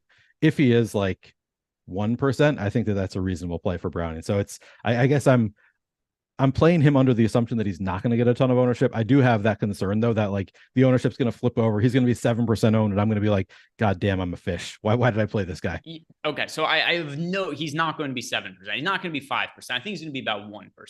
I think I'd like to play some at 1%. Like, I think that there is a reasonable possibility that Burrow is out by the second quarter, not because of any plans that the Bengals have. I know you and I were discussing some touting out there suggesting that it's in their plans. I'll talk. So Jake Settleman, who's a massive Jack Settleman on the Twitter, like he was a big NFT guy, and there was a point in time too where I caught him giving out some ill advice. Where there was a time where he was very involved in the Top Shot stuff. Yes. And what he had done at one point is he had a tweet where he was telling everybody, this is the absolute buy low moment for Top Shot. It's not going to go any lower. And he said that like, this is the time to buy. And I went and looked at his account history. After he tweeted that, he listed all of his shit for sale. So the guy he's somebody who's, bit of a snake oil salesman. And then in addition to that, he's done this on multiple occasions with sports stuff where he will report. And by the way, the reason that I'm saying this is not just to bury this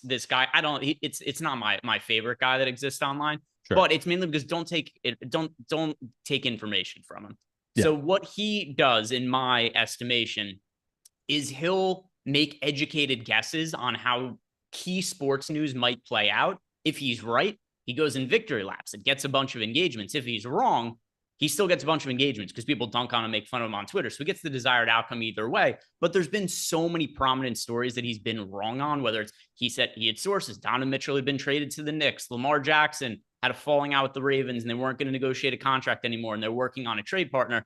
The point being is this: just because this one guy who has a bunch of followers tweets that the Bengals are only planning on playing Joe Burrow a couple of quarters, don't go and listen to this advice in any kind of way.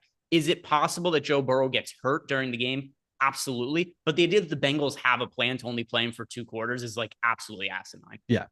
So that was the part that I was going to get to. I was going to skip over all the other stuff about Jack in particular. But yeah, I'm not doing this for the record.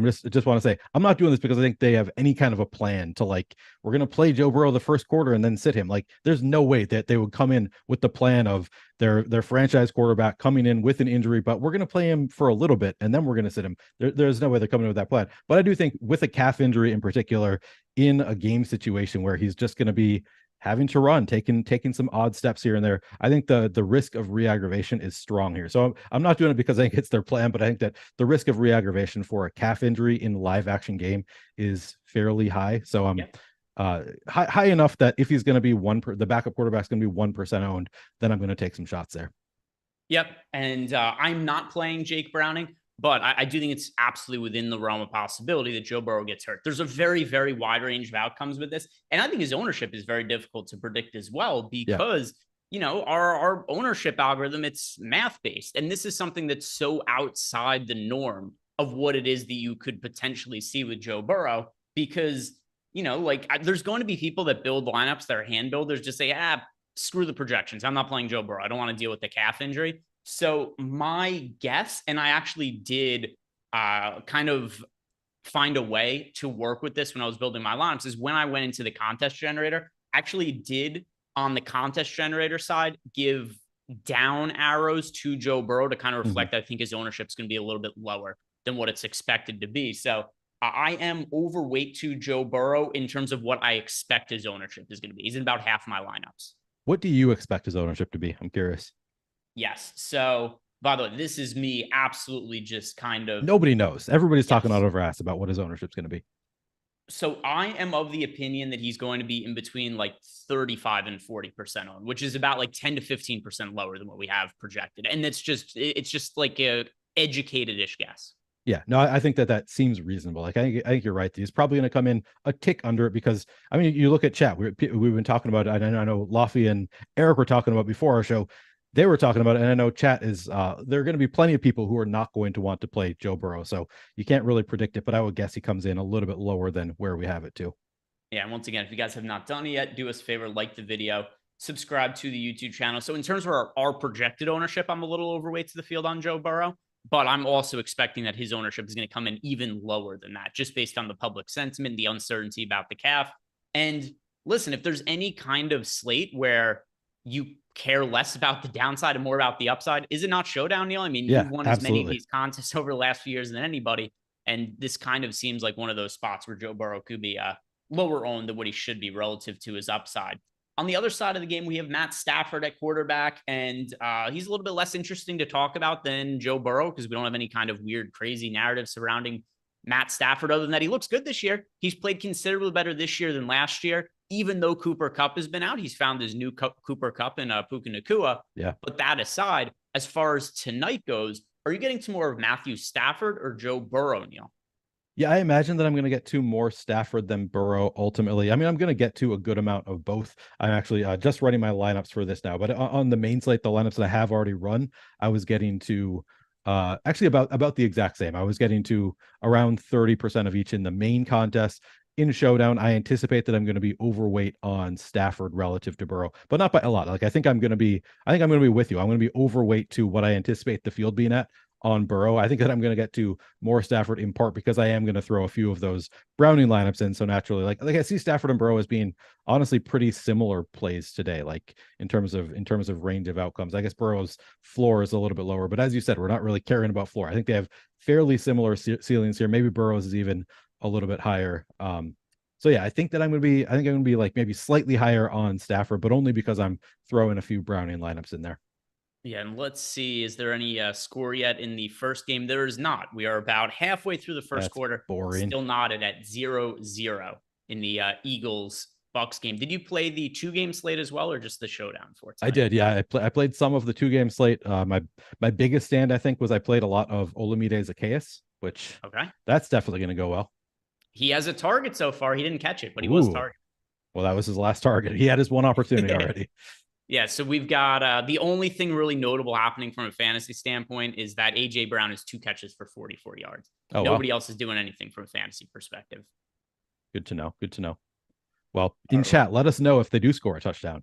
Oh, I've got it up on my computer right now. We're watching while we're talking. Oh, okay. Oh, and also, so I didn't actually see this happen, but Sterling Dice in YouTube chat. I don't know if this is true or not because I missed it, but I hope it is just to trigger Neil.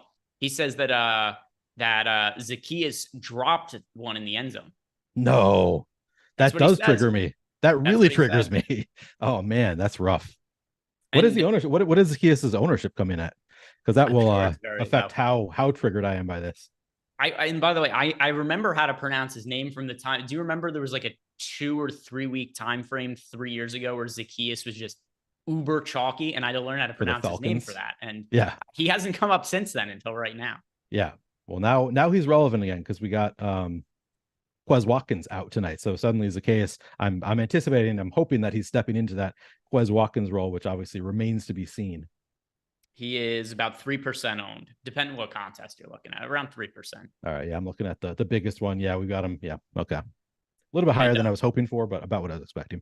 Edwin Neves did follow up and said it got deflected. He didn't drop it. Okay. Does at it least make he you won't feel be better, punished for that. worse, or... It makes me feel a little bit better that at least he like if he drops it, like it's a real drop, like they're just not going to throw it to him again. But if it's deflection, not as bad. And let's go ahead and look at, we got a super chat here. I'm not sure whether it's from the previous show or just came in now, but it is related to the showdown. So Charles Moran left us a super chat. If they already answered it, cool. If not, guess what? We're going to answer it twice. He wants to know, for FanDuel MVP, Kyren Williams or Puka Nacua? Do you have a preference between those two, Neil? Well, I'm going to, this is one where I'm definitely going to look at the showdown tool. So looking at the showdown tool, we have Puka Nacua at 8.6% ownership in the captain spot on FanDuel. So the MVP spot, Kyren Williams, 12.3%. So due to the lower ownership, I'd rather just go to Puka Nacua. He is 14,000, man. He's way more expensive than Kyren Williams on FanDuel, but coming in at under 9% ownership, I think that would be my lean there. How about you? Yeah, so it's funny that Charles asked this question. And if anybody watched the videos that I did for the showdown/single game contest using our contest generator and Sims tool that's up on the YouTube channel, I did it for FanDuel and DraftKings all in one video, is the player I was most overweight to when I ran everything using our data. And by the way, I reran it before the show started. I'm only playing on DraftKings today, not FanDuel. I have been playing Showdown on both sites. Here's the problem, though. I didn't know if we were going to have some scenario like Joe Burrow was going to get ruled out before the game started. And I realized that it's going to be a real pain in the ass for me to try to update lineups on both sites should that happen. So I only played on DraftKings tonight, just in case that ends up being the situation we run into. That aside, Charles asked Kyren or Puka Nacua. And so even though I'm not playing on FanDuel, I've got all the lineups built out, and I'm getting very similar results now that I did this morning when I ran lineups. The player I was most overweight to on FanDuel was Nacua. The player I was most underweight to on FanDuel was Kyren Williams. So with that in mind, pretty easy choice for me to say Puka Nacua for today. And yeah, definitely it's a scenario where I think that depending how banged up Joe Burrow is, the more favorable it is for Kyren Williams. The better that Joe Burrow ultimately ends up looking, the more favorable it is for Puka Nacua, because that's going to probably dictate whether the Rams are going to have to throw the ball to keep up, or does Burrow look so terrible that they're just ahead and they're going to be running the ball. But Nacua for me. Yep. Same answer. So let's go. And by the way, anything else you want to add about Matthew Stafford? No, Stafford looks great. He's thrown for over 300 yards in each game already this year. So I like Stafford quite a bit. I think that he looks like he's getting reasonable ownership. We've got him at what? Yeah, 7% captain ownership, 37%. It's interesting to see. I'm actually a little bit surprised looking at the single game tool. We have him slightly over owned in both spots. 7% captain ownership, 5% chance to be an optimal, 37% util ownership, 34% chance to be an optimal. So somewhat surprising to me to see that Stafford, we have him slightly over owned. It'll be interesting. I haven't actually run my lineups yet, so maybe I won't be getting as much as I anticipated. And in my first run, that is the case. I'm not getting to as much Stafford as I thought I would. I'll probably adjust slightly. Yeah, we had some bot in the YouTube channel that was doing something. It was, I don't know what kind of protection this thing had on it, but I kept trying to delete the messages of that bot that was in the chat, and they wouldn't go away. Eventually, they finally got deleted. And then Sotex followed up in the chat. He said, just wait until NBA season. We'll get all the porn bots then. I hope so. I miss them dearly from last year. My favorite bots. Man, those links sometimes, they can be pretty exciting. They were our most loyal followers and listeners last year. I see them on Twitter now too. You got some of the porn bots show up, and huge fantasy football fans reply to all the tweets online. But yeah, miss them in the YouTube chat. No porn bots for NFL. They only show up for NBA. NFL, they just try to get you to watch games for free. Illegal streamers. Yeah. Pretty lame. So let's build some lineups in the lineup generator before we start talking about the skill position players. And then we'll get into talking about the individual skill position players. So Jordan, if you wouldn't mind, throw the lineup generator up on the screen. And I also think if we get this done, a little bit earlier in the show, it could help some of you guys. Maybe you want to copy and paste some of these lineups if you feel like cheating. Or maybe, listen, I know I'm realistic here, Neil. I know there's more than one person that has to be doing that at times. That's fair. That's true. All right, let me make this bigger on my screen so I can see it. Make this full screen. If you press F11 on your screen, it makes the whole thing bigger, by the way, in case people weren't aware of that. But yeah, let's start with DraftKings Showdown, Jordan. And Neil, I'm wondering because I know you've been doing the Showdown videos all year. For baseball, I know you like to do balance builds. Showdown, though, I know you like to play football a little bit more contrarian at times. What do you press as your ideal setting when you're doing DraftKings lineups in this? Yeah, today was actually the first day that I did Contrarian rather than all lineups, and I liked it better. Like I saw right away that the lineups were more in line with lineups that I like to play. So for the showdown slates, I like to go Contrarian. All right. By the way, another observation here. And any kind of game script that you want to do here, or we could also do multiple ones. Maybe we could do different for FanDuel and DraftKings. But neutral game script, or is there something else you want to set here? I've just been doing neutral, but I'm open to it if you want to do something different. Let's do just standard for now, Jordan. We'll mix it up and we'll do something different for FanDuel in a second. We'll see who we end up getting to after we save 20 lineups. By the way, if you guys haven't checked out our NFL lineup generator yet, sign up using the link we have below, promo code REDZONE. It's already loaded into the link, so you don't actually have to worry about that, but it's in there. And when you sign up using that link below, you get access for less than $10. This is going to be the easiest way for you to build your showdown lineups. It's also going to help you find ways to build unique lineups. So you're not building lineups that are entirely duped, unless you just build out one of these lineups we're about to show on screen. There's a good chance that that one might be duped by a few people watching. But in general, this is a really good way to help you build good showdown lineups. And then also some of the other tools on our site, like the contest generator, which is a separate thing. I found that to be really useful to find which lineups to avoid because they're going to be massively duped. Yeah, so let's go and look at some of the player exposures. And Stafford showing up as our most rostered player, followed by Jamar Chase, Joe Burrow. There's Kyren Williams popping up there. Who is your overall most rostered player tonight, Neil? Let's see. So far it is. Well, that's going to change. So currently it's Drew Sample. My guess is it's going to land on Joe Mixon will be my on the showdown slate, my most exposed player. So for me, it is Joe Mixon. Yeah, Joe Mixon is my most exposed player for DraftKings Showdown. And he's somebody who I think benefits kind of no matter what the situation is with Joe Burrow, right? If he's not feeling great in terms of the cap, then maybe they have to run the ball more with Joe Mixon. Maybe it means more screen passes. If Burrow is also, feeling well, then the Bengals offense is just going to be humming. It's going to create more scoring opportunities for Joe Mixon. It's also a single game slate. So you only have so many options to choose from. So you're going to have to be on him to some extent, but Joe Mixon is my overall most rostered player. As far as the studs we're getting to here, they're very closely grouped together. I mean, we've got about the same amount of exposure to Stafford, to Jamar Chase, to Joe Burrow, to Joe Mixon. Of the studs tonight, Neil, do you have a least favorite one? Ooh, that's an interesting question. Of the studs, a least favorite. Maybe, I mean, Jamar Chase is so much more expensive than everybody else.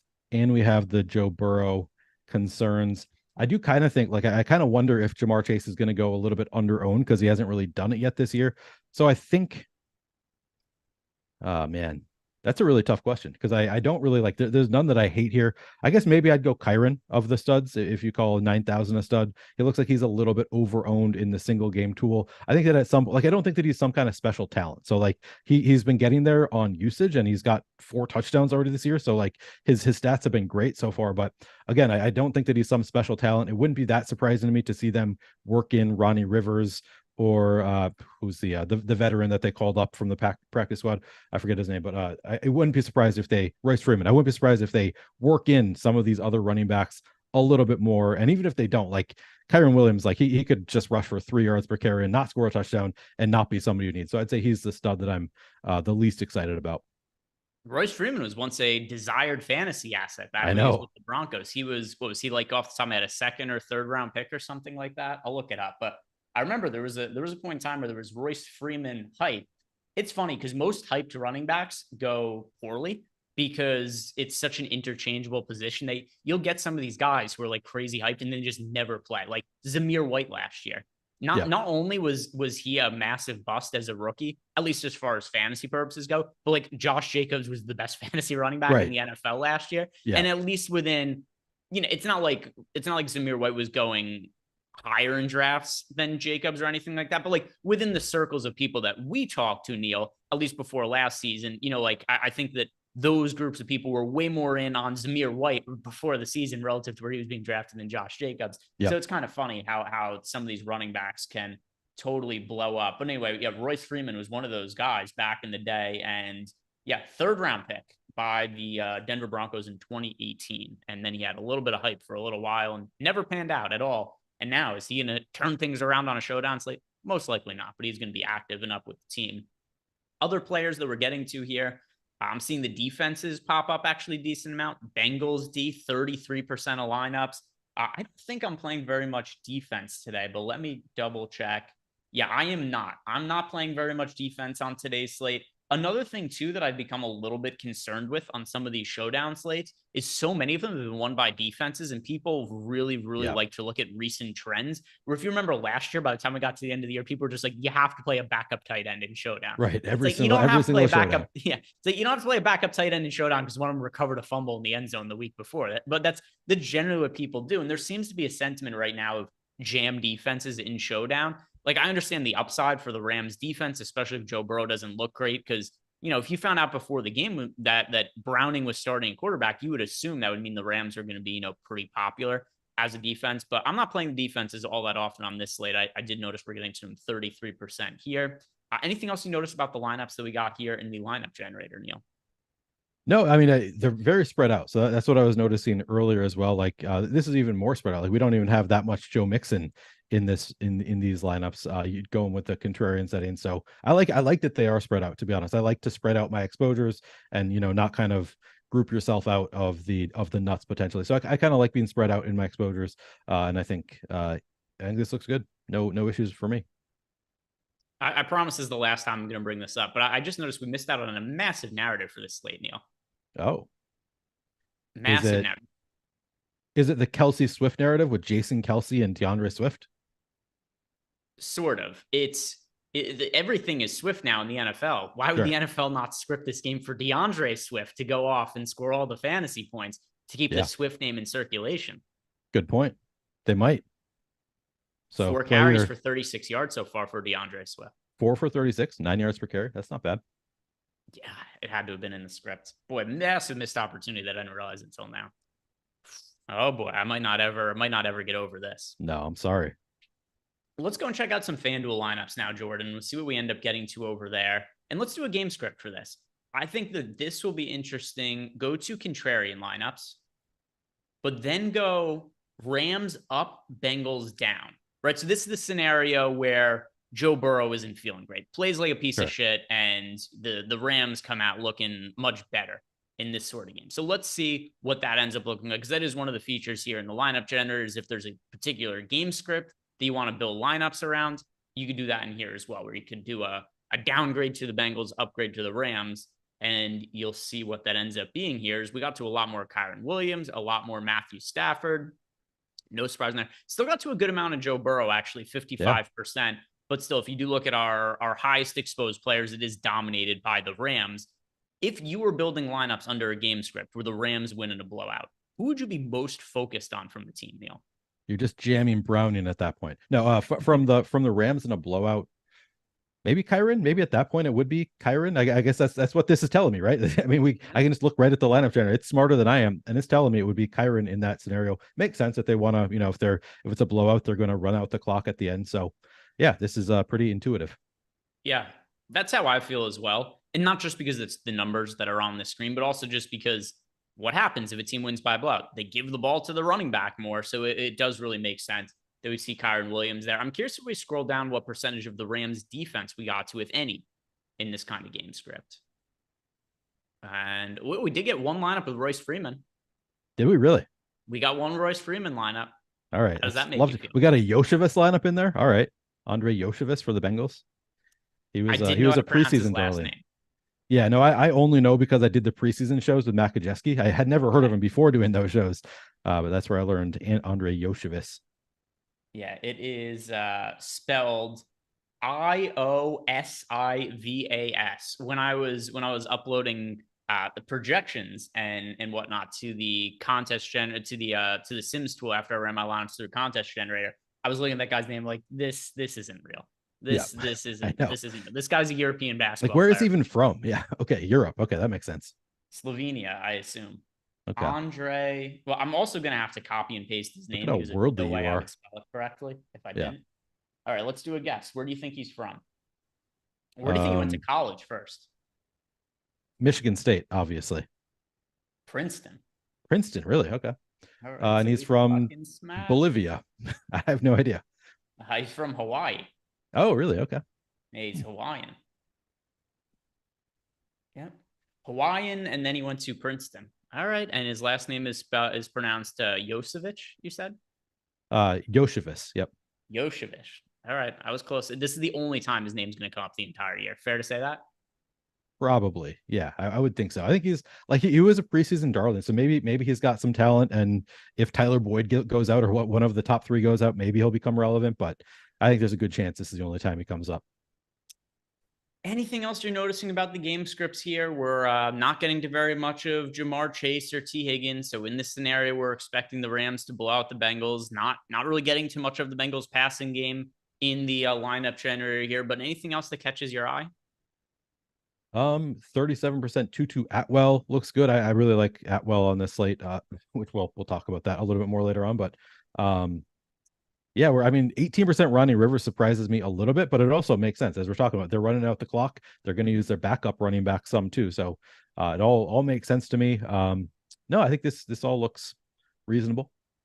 All right, so that is going to do it for us here with the lineup generator, and then we'll start talking about some more of the positions. Talk about the running backs next. If you guys want to sign up for this, click on the link below. Less than $10. It's the easiest way to build lineups. You guys just saw the process of how it works. It does it for you. Couple clicks of the button, you export the lineups, up to 20 of them to DraftKings and FanDuel, wherever it is that you guys are playing, and you can play them directly from there. So super easy tool to use. Promo code RedZone, less than $10 first time you sign up. Running backs, Neil. We've talked a little bit about Kyren Williams, Joe Mixon. I mean, in passing, we've talked a little bit about everybody at this point here.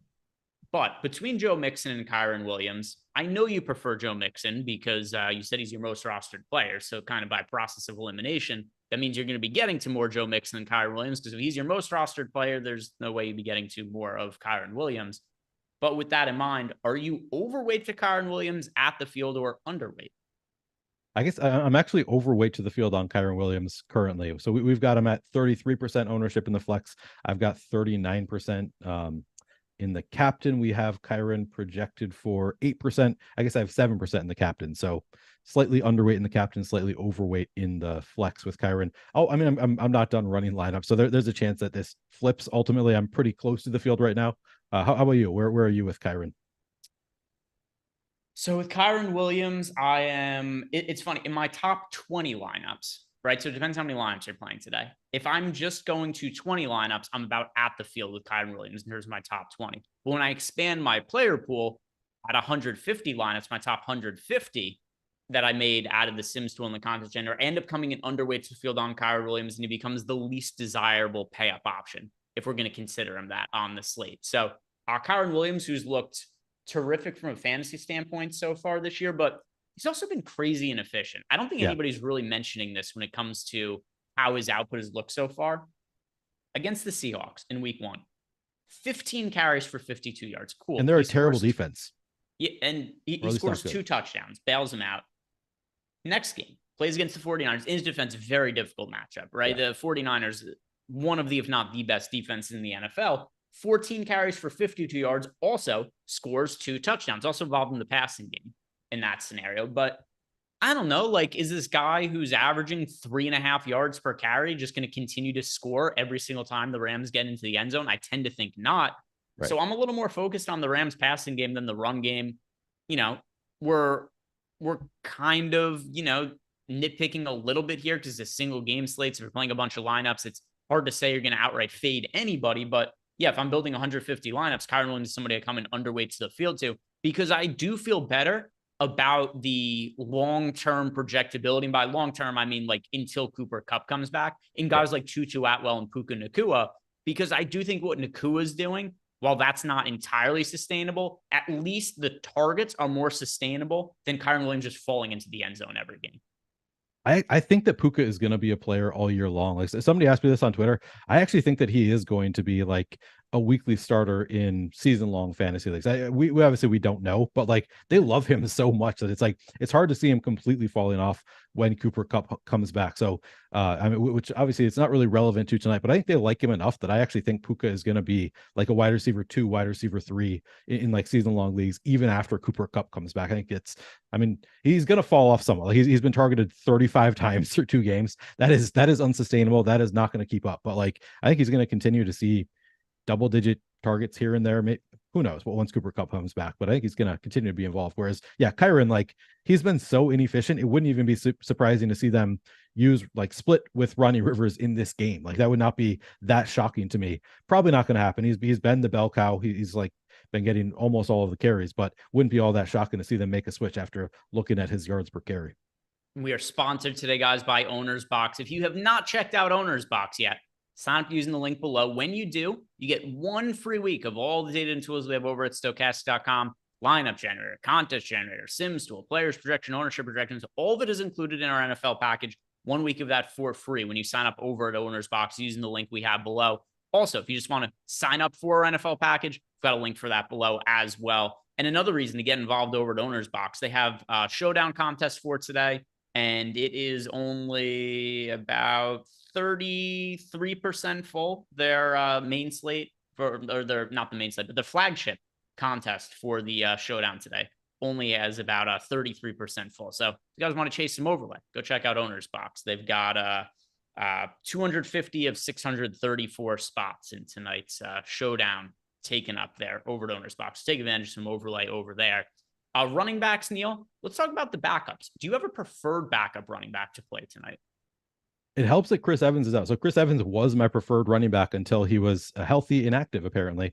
So now I think that my preferred running back, I think it becomes Ronnie Rivers, probably number 1. As I said, it wouldn't be surprising to me. He's been like getting 0 runs. So this is all just guessing essentially that they could use him a little bit more as the season goes along because Kyren has not been that efficient. Probably not going to happen immediately since Kyren has scored 4 touchdowns. Like they're going to keep giving it to him until he finally like shows that he's failing. But I could see Ronnie Rivers being, used a little bit more here. And we've got Ronnie Rivers at 8% ownership. But I suddenly do have interest in Travion Williams. The problem with both these guys is that neither of them is min price. So like they're probably gonna need more than just like a fall into the end zone to pay off the price tag most likely. So the only reason I prefer Ronnie Rivers over Travion Williams ultimately is he's 2,400 to Travion Williams being 3,800. But yeah, it's probably Ronnie Rivers slightly over Travion Williams for me. I do think that Royce Freeman is, and actually Chase Brown also are at least like theoretically plausible. Actually, no, I'm changing my answer. My favorite is Chase Brown because he's 200. And I think that he could be involved somewhat. I think that Chase Brown is the only one of these running backs who could pay off his salary with a single fall into the end zone. So I'm changing my answer. It's going to be Chase Brown number 1 for me, followed by Ronnie Rivers, followed by Travion Williams. And I think Travion Williams is the likeliest to have a real workload. It's just that he's 3,800 and it's going to be tougher to pay it off. I'm going to answer Williams. He's the one that I got to the most here, and it's for the reasons you just said. Of the players that we have as far as backup running back go, he's the one that I'm most confident is actually going to get touches, which has some utility for sure. The $3,800 is definitely a little bit of a hang up, but in a scenario where maybe the Bengals are up a lot, maybe they're losing, I do think that Travion Williams is the player who's most likely to enter the game in that kind of scenario as a backup running back. $3,800 for sure is definitely something that is pretty expensive relative to other backups, but yeah, that is not something that is too big of an issue for me on this slate. I'm not getting to him a ton, but I'm getting to him more than the other backups. Let's see. We had a super chat from Sam Van Dam who said that he's having issues opening the Sims tool. I just opened it up and didn't have an issue, Sam. So let's see. Yeah, it's running fine for me.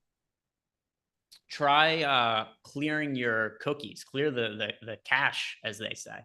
Yeah. Other than that, maybe try messaging support because it's not an issue on the site. I could get in fine. I'm not a doctor. I'm not a scientist. I'm not a programmer. So I don't have any other information for you other than that. I wish I could help you out there. But yeah, try messaging support at Stokastic.com and maybe NewsGod could help you out. Maybe there's something you notice that's wrong with your account or something like that. Running backs, anything else you want to bring up as far as the running backs are concerned, Neil? No, I think that we covered the running backs pretty well. I mean, we mentioned all of the backups who are in play. I think I'm not playing any Royce Freeman. As I said, I think you can play him because he's 200. And who knows? Like they're bringing him up after the practice squad. Maybe they plan to use him. I don't think I'm going there. I think I'm going to these other running backs instead. But no, I think we've covered them. Like none of them are slam dunk plays, but all are in play between Chase Brown, Royce Freeman, Ronnie Rivers, Travion Williams. All right. And by the way, people in chat asking if I stayed at a Holiday Inn Express last night. No, not at all. I have performed some surgeries on the street, kind of like, just pop up stuff. Sometimes it happens. Yeah. It happens, especially I don't live all that far from New York City. If you live in that kind of area, every once in a while, somebody's be like, hey, do you know how to remove a gallbladder? Sure. And it happens. Sometimes you just say yes because you think it's the cool thing to say. And then all of a sudden you're stuck with a scalpel in your hand and, you're cutting you're cutting some homeless bum's stomach open and trying to find out what the issue is. It happens to the best of us. Wide receivers, Neil, we've got Jamar Chase kind of on a tier of his own as far as pricing goes and overall quality talent of the wide receivers as well. Now, the early results from Jamar Chase certainly don't indicate that, but a lot of that's been due to the injury of Joe Burrow. Joe Burrow's banged up. It stands to reason that Jamar Chase is going to struggle, which has been the case so far, especially when he's at such an elevated price point. But how are you going to approach Jamar Chase as a stud receiver for this slate? Yeah, it's looking like I'm going to be a little bit underweight to the field on Jamar Chase, but I think it's just a function of he is the most expensive player on the slate, I think, or at least one of. He's 11,000 in the flex. I'm leaving salary on the table to be unique, so I'm naturally going to get to a little bit less Jamar Chase than the field. But he's Jamar Chase. I'm a little bit hesitant because I do think like the fact that he has not done it yet, and the fact that he hasn't done it yet, in combination with the fact that like there's a reason for that, and people can see the reason. Oh, it's Joe Burrow's calf. They don't perform well when Joe Burrow's calf is hurting, so I'm not going to play either of them. People are going to fade them. I'm a little bit concerned that he's going to come in lower owned than we're anticipating, but then again, it's a 1-game slate, so you got to play somebody. I'm coming in a little bit underweight to the field. We've got him projected for 12% ownership in the captain spot, 10% optimal in the captain spot. We've got him projected for 43% ownership in the utility, 46% optimal in the utility. So he looks a little bit better in the utility than the captain spot. I think just because of the price tag makes it hard to play him and make good lineups with Jamar Chase in the captain spot. Looks like Burrow is actually more expensive than Chase. So he's the second most expensive player on the slate. But yeah, he looks a little bit better in the util than the captain. I'm going to be a little bit underweight to the field on him in both places. Not really because that's what I would recommend necessarily, just because the way I play, where I'm trying to leave salary on the table, makes it hard to make good lineups with all the expensive guys in them. I have a particular wide receiver from the Bengals who's my most rostered, Neil. I'm going to give you a hint as to who it is. If you could remember last week, week 2, Neil and I every Saturday would do an NFL tournament strategy show together. There was a Bengals wide receiver that I liked as a contrarian play. He wasn't great. He wasn't terrible either. He had a fairly neutral game. He drew a lot of targets, though. Do you remember who that is? Because he is also somebody who I'm getting to a good amount for tonight's slate. Andre Yoshevitz. No, I do remember. Yeah, Tyler Boyd. Yeah, remember he was your guy. Tyler Boyd. I liked him last week. He was decent, right? He ended up, oh, by the way, follow up, Sam Van Dam. Clearing the cookies work. Thank you. All right, maybe nice. I can do this. All right. Fire the data team. I got this. This is just like before we started and Jordan was like, have you tried turning it off and on again? It's like the exact same thing. Just like the most basic. This is different. This is higher quality advice. Yeah. Listen, right. I'm a cookie expert. There's very few. I know cookies. That's what I know. That's fair. So Tyler Boyd last week, I mean, the fantasy output was fine, right? He scores 11.2 fantasy points at a very cheap price on the main slate last week. But I really did like the process of it. And it's having me he was targeted 8 times last week. Yeah. Like he's somebody who's really getting a lot of looks from Joe Burrow so far to open up the year. So Tyler Boyd, the potential for a cheap wide receiver who's not all that popular relative to a showdown slate. If we get 8 targets out of him again, pretty good situation. So Tyler Boyd, I really like him in the mid-range. He's my most rostered wide receiver from the Bengals. Is that a good play by me or is that a mistake? Yeah, I think it makes sense as a play. So I'm actually upping it a little bit. I have single digits in Tyler Boyd right now. I think I want a little bit more than I have of him. I think everything that you're saying makes a lot of sense. The only reason that I'm not getting to as much Tyler Boyd is because I've been targeting these off the wall Bengals receivers a little bit more, Tutu Atwell, Van Jefferson. So I think just naturally as a function of, because I'm doing that, I'm getting to a little bit less Tyler Boyd. But I think that he is a very good play. He's, we kind of know we have in Tyler Boyd. He's the wide receiver 3. He's going to have blow up games from time to time. Usually they happen when one of the top 2 is out, but they can happen even when he is the 3rd wide receiver. And looking at the single game tool, he looks like one of the best plays on the entire slate. We have Tyler Boyd at 5% captain ownership, 8% chance of being optimal in the captain spot. And then we have him at 25% util ownership, 30% chance of being optimal in the util. So yeah, he looks like he has nice positive leverage in the tools. As you said, he's out there running routes significantly. We've got him 90% route share on the season so far. He's got 14% target share as well. He's third on the team. He's the third fiddle. We kind of know what we have in Tyler Boyd, and yeah, he's going to have big games from time to time. So yeah, I like the play. You want an update from the Buccaneers-Eagles game? I do. Anything? So we are about halfway through the second quarter. The score, 3-0 Eagles. Still very little happening in this game. The hot start to the game was A.J. Brown, who had 2 catches for 44 yards on the Eagles' first drive, I believe. He is still at 2 catches for 44 yards. Jalen Hurts having a miserable game. He is 6 of 12 passing for 71 yards. And then we've got 5 carries for 38 yards out of DeAndre Swift. He's also caught a pass for 8 yards. So he's looking okay, but yeah, not all that much happening. We've got Rashad White has 2 catches for 22 yards, 6 carries for 14 yards. But yeah, low scoring game. Not a lot of action happening so far. So this could be, if this is a slate, particularly for the 2-game slate where Joe Burrow gets hurt, this would lead to some potentially really weird scoring with how low scoring the opening game is so far. Similar to last Monday night. That was a wild slate. This could be another wild slate potentially.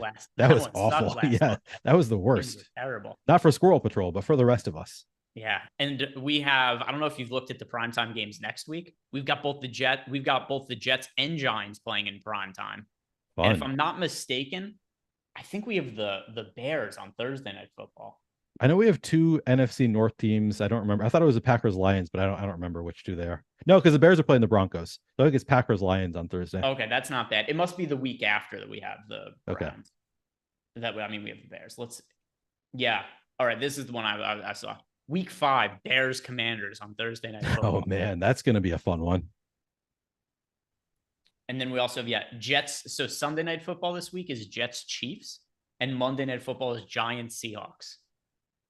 I think Giants Seahawks will be fun. That's at least like bad defenses, not bad, but like not great defenses going up against theoretically good offenses. So that one could at least be fun. The other ones just don't sound like games that I'm going to love, but anything can be fun in Showdown. The problem with a lot of these primetime games is the NFL tries to predict which teams are going to be good and fun to watch, and they're terrible at it. So remember last year we got like 6 or 7 primetime Broncos games. It was like, right. Russell Wilson. And then we just got stuck watching that shitty team every single week. And this year, the teams that they've really, in their defense, Aaron Rodgers got hurt, which definitely changed the equation a little bit. But yeah, this year, like, hey, New York teams, Jets should be better this year. Giants made the playoffs. Let's load up on them in prime time. And now it's like, cool, Zach Wilson and just the Giants are dog shit. I'm seeing J-Ro in chat again doing this guy Neil talking like he's been watching our shows for like 3 years, and for all 3 of those years he's like the guy on the right talking about, he follows me on Twitter, we interact on Twitter fairly regularly, we interact here, and he still pretends like he doesn't know who I am. Like, who is this guy? Which who is this? J-Ro. No, you. Oh, who am I? Yeah, I'm Neil. All right. Yeah, where J-Ro. Can't find him. All right, that aside, as far as the wide receivers go, are you playing anybody like way off the wall as far as Bengals pass catchers go? As far as I have, I think, 1 share of Yoshevitz. I guess if you throw in tight ends as well a little bit. So Drew Sample is going to be the tight end who gets some run. Tanner Hudson was called up from the practice squad, so I'm going to have a little bit of 200 Tanner Hudson, a little bit of 200 Mitchell Wilcox. So I'm going to be spreading out my tight ends for the Bengals. So I guess that's a little bit different from what the field is doing. But I'm not like going crazy with any of these guys. I'm going to be a little bit above weight to the field. And then let's talk about the Rams pass catchers. We know about the hot start to the year for Puka. Tutu Atwell also has had a really strong start to the year. And the guy who's kind of been forgotten in the mix is Van Jefferson. When we first saw Cooper Kupp go down, it was kind of assumed, was it not, that like Van Jefferson would take over as the number 1 wide receiver? I feel like he's the guy that's getting slept on tonight, because it's only 2 games that we've seen from the Rams. Van Jefferson to this point, hasn't had the big games. He was targeted 4 times last week, 5 times in week 1. Could this be the breakout for Van Jefferson, Neil, or is there somebody else that you like to hone in on from the Rams receiving core? Yeah, I really like Van Jefferson tonight. 85% route participation through 2 games. Really strong there. He has only 9 targets in those 2 games. A lot of air yards, of course, still very little compared to Tutu Atwell and Puka Nacua, but he has 133 air yards on the year. I think he's got like 33 total actual receiving yards. So he's left a lot on the table in terms of air yards, which I think he tends to do anyway, but he's certainly always live to have just break off one big play. He's got a reasonable target share, a reasonable 80, as I said, 85% route participation. That is third on the entire team for the Rams.